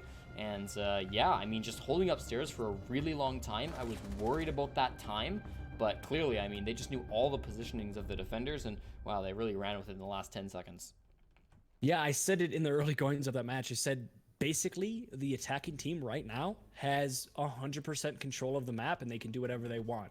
It started getting a little bit shaky, though, when the players started evening up, and it was a 4v4, and time was down to 20 seconds. I was really starting to think, oh, fans could lose this round out, even though I 100% thought they were going to win it. And then they proved me 100% wrong, and they were saying, okay, you know what? We can just take this. We have all the control we need.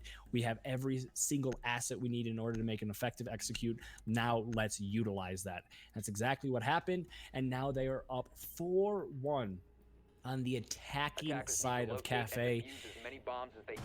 This might be too early to say, but if I am on the side of Boosted Monkeys, I think it's about time we take a calculated risk, because if the calculations are wrong, there's not much more you can lose in a situation like this. One game out in these CL quals and your CL dream's over. So you need to just put everything out on the line right now. Down 4-1 is not a position you want to be in this situation, so you got to do whatever it takes, even if that's just going to a completely new site, bring completely new operators, do whatever it takes to just try to get some momentum, to try to get some rounds back, and then going down the kitchen, which is a site we haven't seen as of yet, is a great start for that. Kind of getting down to the wire, as you said. Boosted Monkeys, they're going to try their final defense on the bottom floor inside of kitchen service and kitchen cooking. So they've got a couple of opportunities to roam if they do choose so, but it seems like they want to really just play this sort of horizontally, as they're really all just spread out throughout that bottom floor. Still, the opportunity for fans is going to be there to take the roof and go top down, and that seems to be exactly what they're doing. TIE Fighter, actually, is going to be playing relatively aggressively. Still on that castle. It's been a lot of castle usage from TIE, which is interesting. I mean, if the strategy calls for it, then go ahead and do it. But, I mean, most teams don't have that many options for castles, so it's interesting that they're choosing so many different sites to try to use them on. Still holding on top, though, and I mean, hasn't really been pushed off of the white stairs just yet. And these Valve cams outside, that's just a default cam, excuse me. Oh, boy. Proving up so much information. This is actually a big misstep from fans. They could easily get We've run seen out that from. before, too. Yeah, I thought that was a Valve cam in the, I think it was round number 2. I was like, oh, that's a Valve cam, right? But I was like, there's no blue tint. Maybe it's just a glitch. That's a default cam that they just have not shot, which is shocking, to say the least. But it's going to be proving fruitful for the defensive team, as they're able to find one that's going to be onto Diaz, who is on the red stairs. So a nice kill there from the Jaeger, but it is going to be refrag. It's not a direct refrag, so it's not the Jaeger that dies. It is going to be the castle that dies. But Ash for a castle trade, if I'm the defense, I'm very happy with that right now. Oh, for sure. You're definitely going to take that trade every day of the week.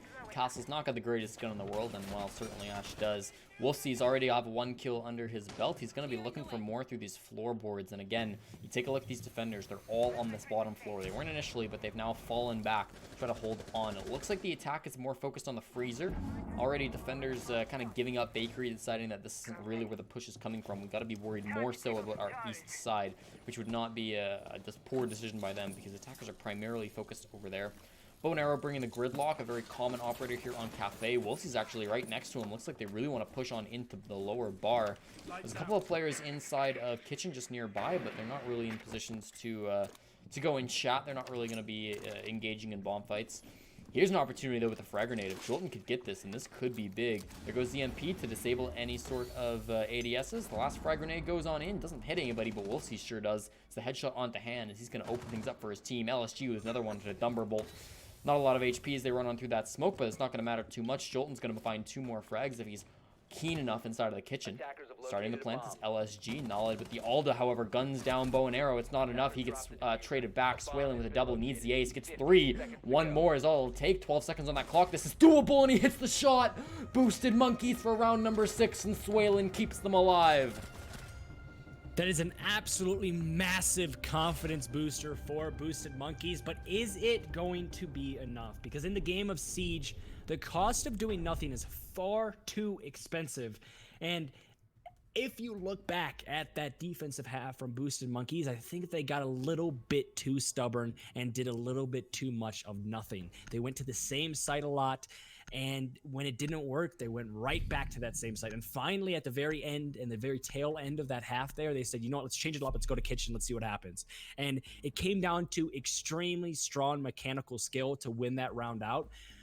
That's not even something you really want to take away as, okay, that was a good hold, because the hold didn't work. The thing that did work was Swalen's aim and Swalen's mechanical skill, and that's what 100% won you that round. So yes, you can come out of that round extremely happy because, oh my god, Swalen's insane, but if you dig just a little bit deeper and kind of scratch away the surface, you can see that that defensive half for Boosted Monkeys was not at all impressive. They got way too stubborn on certain sites. They didn't look confident on certain sites. And I think, again, they just did a little bit too much of nothing. And now that they're on the attacking side of things, it's going to be very, very hard for them to bounce back into this game because of how defender-sided Cafe is.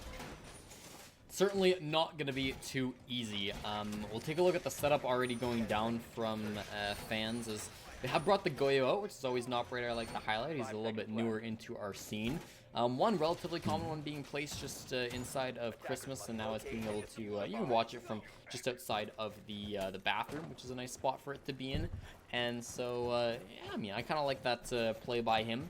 Interested to see where else he wants to place those Vulcan shields. The attackers will take the first minute or so of the round just to get up to that roof and really just look down through the hatches. Really, a lot of this round, because you're not typically too concerned about like the second floor or the first floor, a lot of this round can just be standing on the roof and droning until you can find a pick or two. But that's a totally valid way to attack this bomb site. And as long as you're like inside of piano by like a minute 30, then you should be relatively fine to go for an execute in the last 30-45 seconds or so. Yeah, the map of Cafe being relatively new, you won't really see that fast-paced style where you immediately know what push you want to do because people are still learning and people are still trying to figure out the map in general. And again, especially on a site like this where you can basically play the entire round on the roof, you're going to probably see a lot of teams utilize that. As we see already, only a couple people have dropped into the site, whereas everybody else is on their drones. Everybody else is trying to gather as much intel as possible because, again, Siege, just like it is on defense, on attack, intel is everything. As much intel as you can get and utilize it as much as possible, and it will really help you win a round. We can see both of these teams doing that with the fact they have drones, they have cameras, they have whatever they need to do to just kind of give them that advantage. And yes, it takes a lot of time, and you're reaching that halfway point, and you're going to be saying, well, the attack hasn't really done much, but just gathering that intel and organizing yourself can definitely help them out. You see Boosted Monkeys in their very first attack have gotten pretty much what I said they need to do at minute 30, and they're inside of piano, so they can now start working away at getting this plant down. It's still a 5-on-5, but Jolton on the smoke taking a lot of damage is going to hurt him quite a bit. He's playing pretty far back now at the top of White Stairs, a Vulcan shield to hopefully protect him. He won't get that exploded in his face. It's always a danger.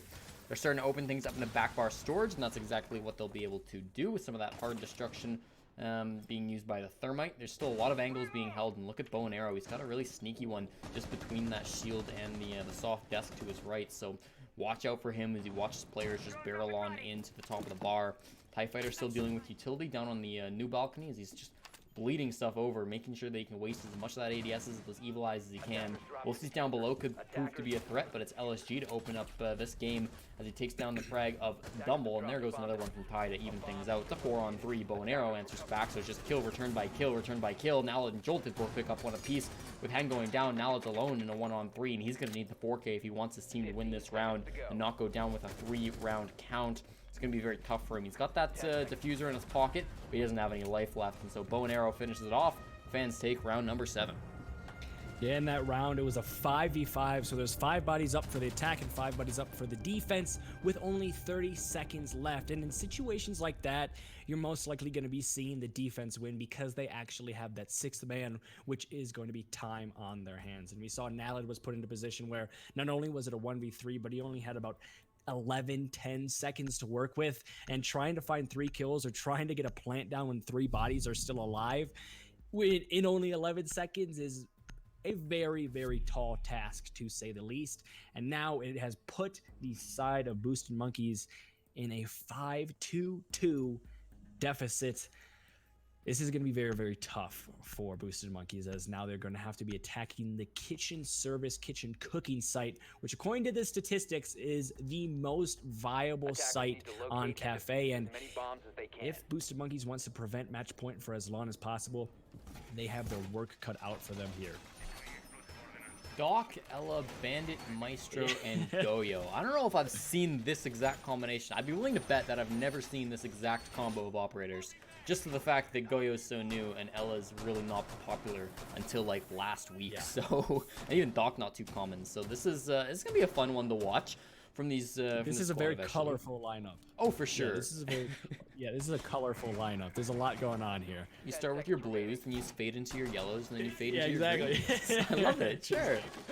No, it looks absolutely amazing. And as well as the fact that it's colorful in the idea that the utility and the usage of all these operators is extremely different. You have the Doc, who's most likely going to be playing aggressively lawn angles. You have the Goyo, who's probably just going to place his shields down, sit in sight. And then you have the Bandit, who's probably just going to run around. You have the Ella, who's probably just going to run around. It's kind of all over the place. And this is going to be very, very interesting to see exactly how the defense decides to hold this out. Because, again, they have some wiggle room in terms of they could lose a couple rounds and still 100% win this game. So I won't be surprised if they're trying something completely new here.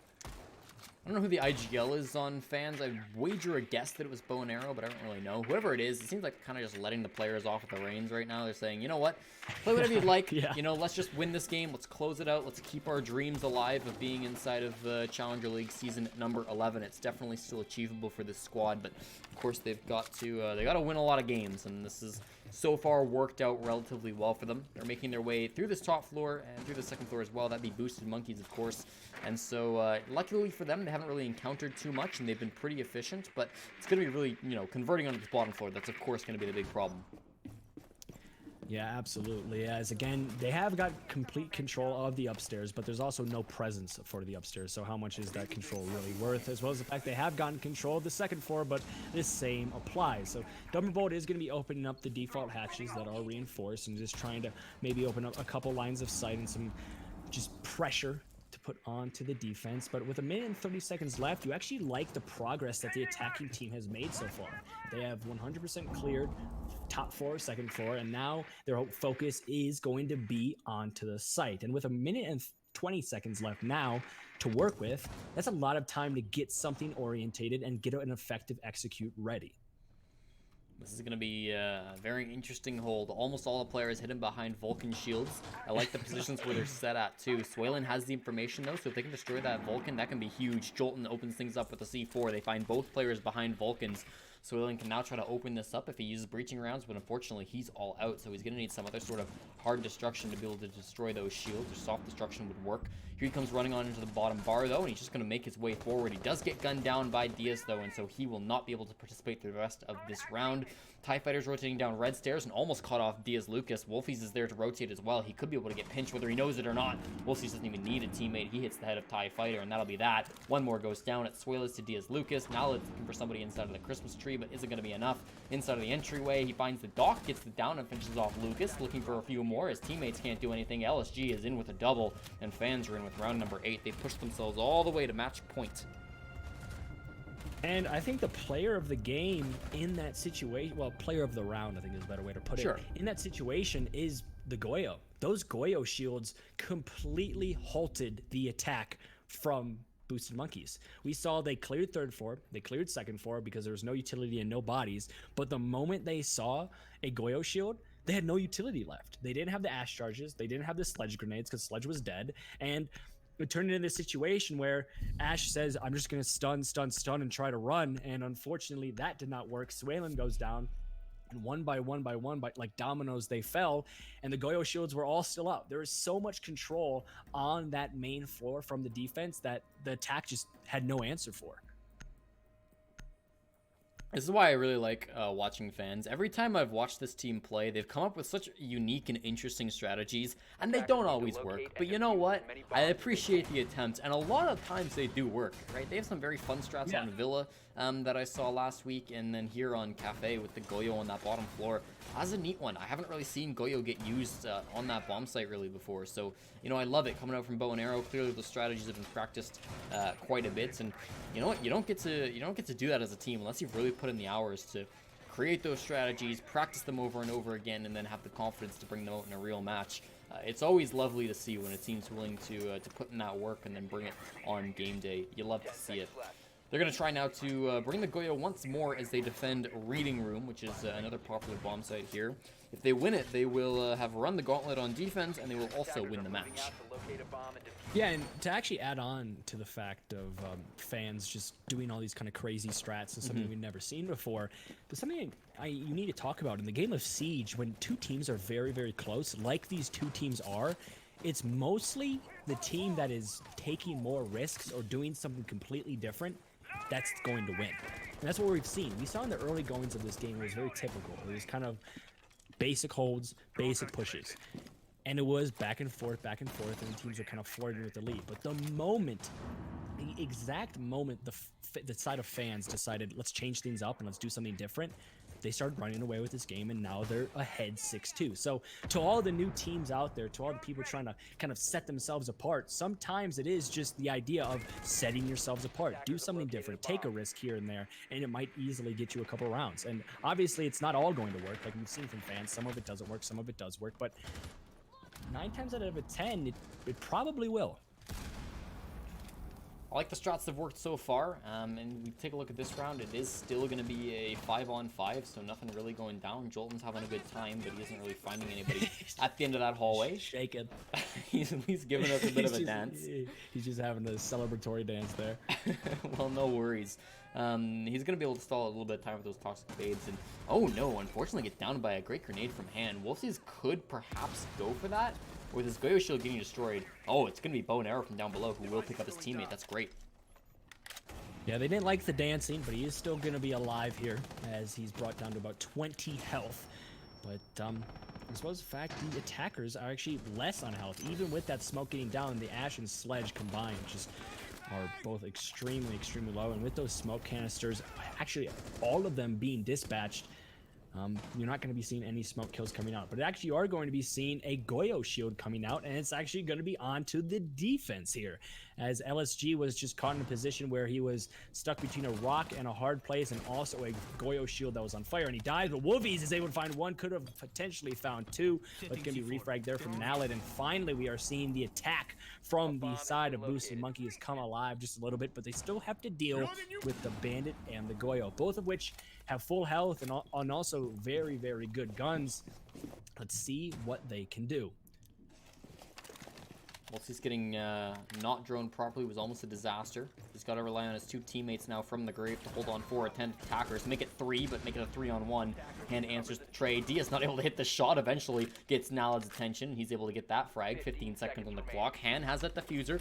If he gets down, this could be really bad for him. Unfortunately, I think Diaz has wasted a C4 already, so he's going to have to go in and win this gunfight just in a 1-on-1. He's going to be rotating into reading now. Oh man, almost hit some shots. It's actually not a player he hits, but hey, he's firing it off pretty quickly. Hits down the drone, but makes himself known inside of Laundry. Gets flashed as well. This goes from bad to worse for Diaz. If he wants to end the game right here, right now, it's going to be very, very tough for him. Ty watching from White Stairs. He rotates, makes a bit too much noise. Now they've separated on the defense or on the attack. This could be good for Diaz if he can isolate just one player. That'll be really important. But he's going up towards nobody. Nobody's up on this top floor waiting for him. They've actually rotated really far away. Diaz could perhaps go for this disable, but time is not on his side. He's got to find these last 2 players. At the bottom of the stairs, he finds TIE Fighter, but can he get Han? The last player left alive. I don't even know where the Sledge is. He's going to have to go for this disable and just Frey. I don't even know if he has the time at this point.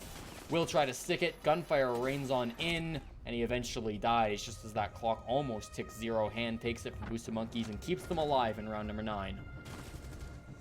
And that was actually really close there because he did exactly what he needs to do in that situation. Isolate both of the players away from each other so they can't get a refrag. He did exactly that. So the man was in a position where it was going to be a one-on-one gunfight. Whoa, hello, Demon Red Cube. I don't know what's going on with your mic there, but Is it good now? It's not the same issue we were having before. I don't know. What is happening? You're like cutting in like a robot. I don't know. You sound literally like a demon. So I'm just gonna cut you off and hope that you can fix it, because that's honestly horrifying, and I'm gonna get nightmares. No offense, buddy, but yes. Is it better now? You're good. You're good. What happened to you? You get possessed? I think I might have. I don't know what was going on there. But well, I forgot what I was saying because I got possessed, so I just completely lost all my memory. I didn't even know we were casting this game, actually. But no, the thing is, Bandit in that situation did exactly what he needed to do. He isolated both of the variables being both of the players, but unfortunately he didn't have enough intel on exactly where the players were, and he just ran out of time. We are still on match point here for the defending side of the fans team, and they still have a lot of wiggle room to work with where they can make a lot of mistakes and it doesn't necessarily matter. Whereas you look at the side of Boosted Monkeys and one thing goes wrong and this game is over for them. So pressure for both of these teams is completely different. And it's going to be interesting to see, especially for the side of Boosted Monkeys, how they respond to that pressure, because it's very, very high right now. Because, yes, they did just get 1 round, but they have to do that 3 more times if they want to stay in this game. Yeah, fans can kind of keep cool, keep calm. I mean, they know the pressure is all going to be on the enemy. Like, they can just play their game. You know, they failed their 3rd bomb site. That's fine. You were still pretty good on your initial 2, so you're going to have to fail on both of those bomb sites again to lose this round, or to lose this game. And, you know, that's it's not an easy task to lose those when you've already looked so strong on them. We'll see, though. I mean, the attackers have made their way to this top floor. They are going to be attacking onto the bar, so, I mean, they only have to go down one set of drops, so they can just drop on down to the red stairs or wherever they might want to go down from. So they've at least got that going for them. I mean, take out these roamers if there's people playing aggressively. Top of white stairs was a big problem for them last time, but they did eventually deal with them, getting them down onto Jolton, and then unfortunately he got picked back up. So yeah, for me it's going to be Jolton to be the first engagement if you are playing at this from Boosted's perspective. You know, take him out first, and then you can deal with the rest of the guys. Smoke off the board in a strong position as well. Yeah, I just kind of in a spot now where it's kind of the Cold War era of the round, where it's the early goings of the round. There's not going to be many gunfights and many altercations this early on. It's very typical from both of these teams. Again, on the map of Cafe as well. It just takes a little bit to get going on a site like this upstairs. You just want to get all your intel and all your utility in the same spot in order to make an effective push. But we are going to now be seeing the drops come out, as Goyo was going to go for the peak, but instead is just going to opt to look through his trusty little rotate hole that we saw him looking through earlier on. And now with half of the round gone, the attack needs to start making as many advancements as possible, because the defenders are just looking a little bit too comfortable right now. Boosted Monkeys playing for their lives in Challenger League Season number 11. 5-on-5 right now, as they've just passed that 2-minute mark. They got to start going. Swalin's trying to flash out the player inside a bathroom. Of course, that's going to be Wolsey. Wolsey's playing phenomenal in there so far. Looking to try to maybe peek out and get some frags if he possibly can. That Toxic Babe's going to make it difficult for the attackers to root him out of that position. Now with the Toxic Babe fading, he can back off, and really the perfect time from him is he can now go downstairs and try to play those Nitro Cells. That's going to be so deadly for the attackers to play against. Thunderbolt watching for this flank. They didn't bring any operators who can do that with their utilities, so they got to do it manually. That's unfortunate. They can still try to go for this plant. Of course, 35 seconds on the clock. Time ticking down for them. They got to really start going. They've wasted a lot of utility. A lot of those lifelines get utilized now. Now it's doing some good droning as well, so he's been able to find somebody, gets up on top of that counter, and now can maybe go for the shot, but I don't think anybody in the defense are trying to get aggressive. Diaz Lucas is sitting back. LSG's just holding his long angle. I mean, why would you push in this situation? Wolf is playing back. Knows he doesn't have to do anything. Diaz and Jolton will pick up a kill apiece. There's tie in a hand, both off of the ground. Thunderbolt takes too much damage. Nallet as well. Swalen alone. They can't do anything at all. It's going to be 1 kill for the attack as Swalen team kills onto Thunderbolt. And otherwise, it is going to be the game going in favor of fans as they stay alive in this tournament. And unfortunately, Boosted Monkey's chances are very much over.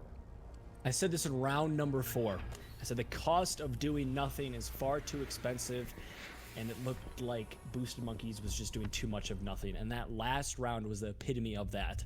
We saw they had control of Piano, they had control of Cigar, they had basically what they needed in order to just kind of advance onto the site, and they did nothing with it. It was a lot of droning, a lot of intel, and then a lot of nothing.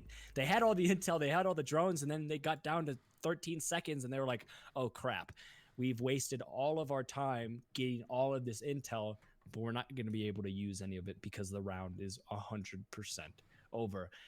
And unfortunately, for the side of Boosted Monkeys, that's basically going to be their dream, unfortunately turning into a nightmare now, as the CL hopes are basically kind of shedded away, as they just lost there, and the crutch of just being able to have maybe just 1 or 2 losses in the later half of these quals is going to be just knocked right out from under them. And unless they're literally perfect, they cannot make any mistakes whatsoever, they're probably going to be out of CL season number 11. Yeah, for Boosted Monkeys, it's like you've got to be perfect and lucky. Before, if you were perfect, Yes. you basically were fine. Like, you could make it in. Now, I mean, the fact that they were already like so low on that leaderboard, it's very tough, obviously. So that's why we're kind of writing them off, even though mathematically it's not impossible. But that's it for our very first night of the last qualifier for Challenger League season number 11. We saw 3 games tonight. They were honestly pretty good games. Maybe not the closest that we've ever seen, but I think surprising to a lot of people in terms of how close they were. A lot of stories got told. I'm excited to go take a look at this leaderboard and see, which of those fringe teams that were on the cusp of top 16 performed well, who went 3-0, who were already eliminated, who've, gone somewhere in between. But that'll all happen later tonight once all the games are finished. I'd like to thank everybody for coming out, cheering for all of your favorite teams and players. My name has been Jesse J. Chick. Thank you so much, RedCube, for jumping on this cast with me. It was a lovely time. Thank you. Thank you so much for having me. I appreciate it. And a huge thanks to our observer, Ty. He was wonderful as always. We're going to Thank you, Ty. Thank you, Ty. Hopefully back tomorrow on this channel with more qualifiers, yet to be confirmed because I got to find some people to do it with. But if all else fails, then we should have something going on this stream tomorrow around 8:30 Eastern. So come back around then. Until then, I hope you have a wonderful night, and I'll see you next time. Bye-bye.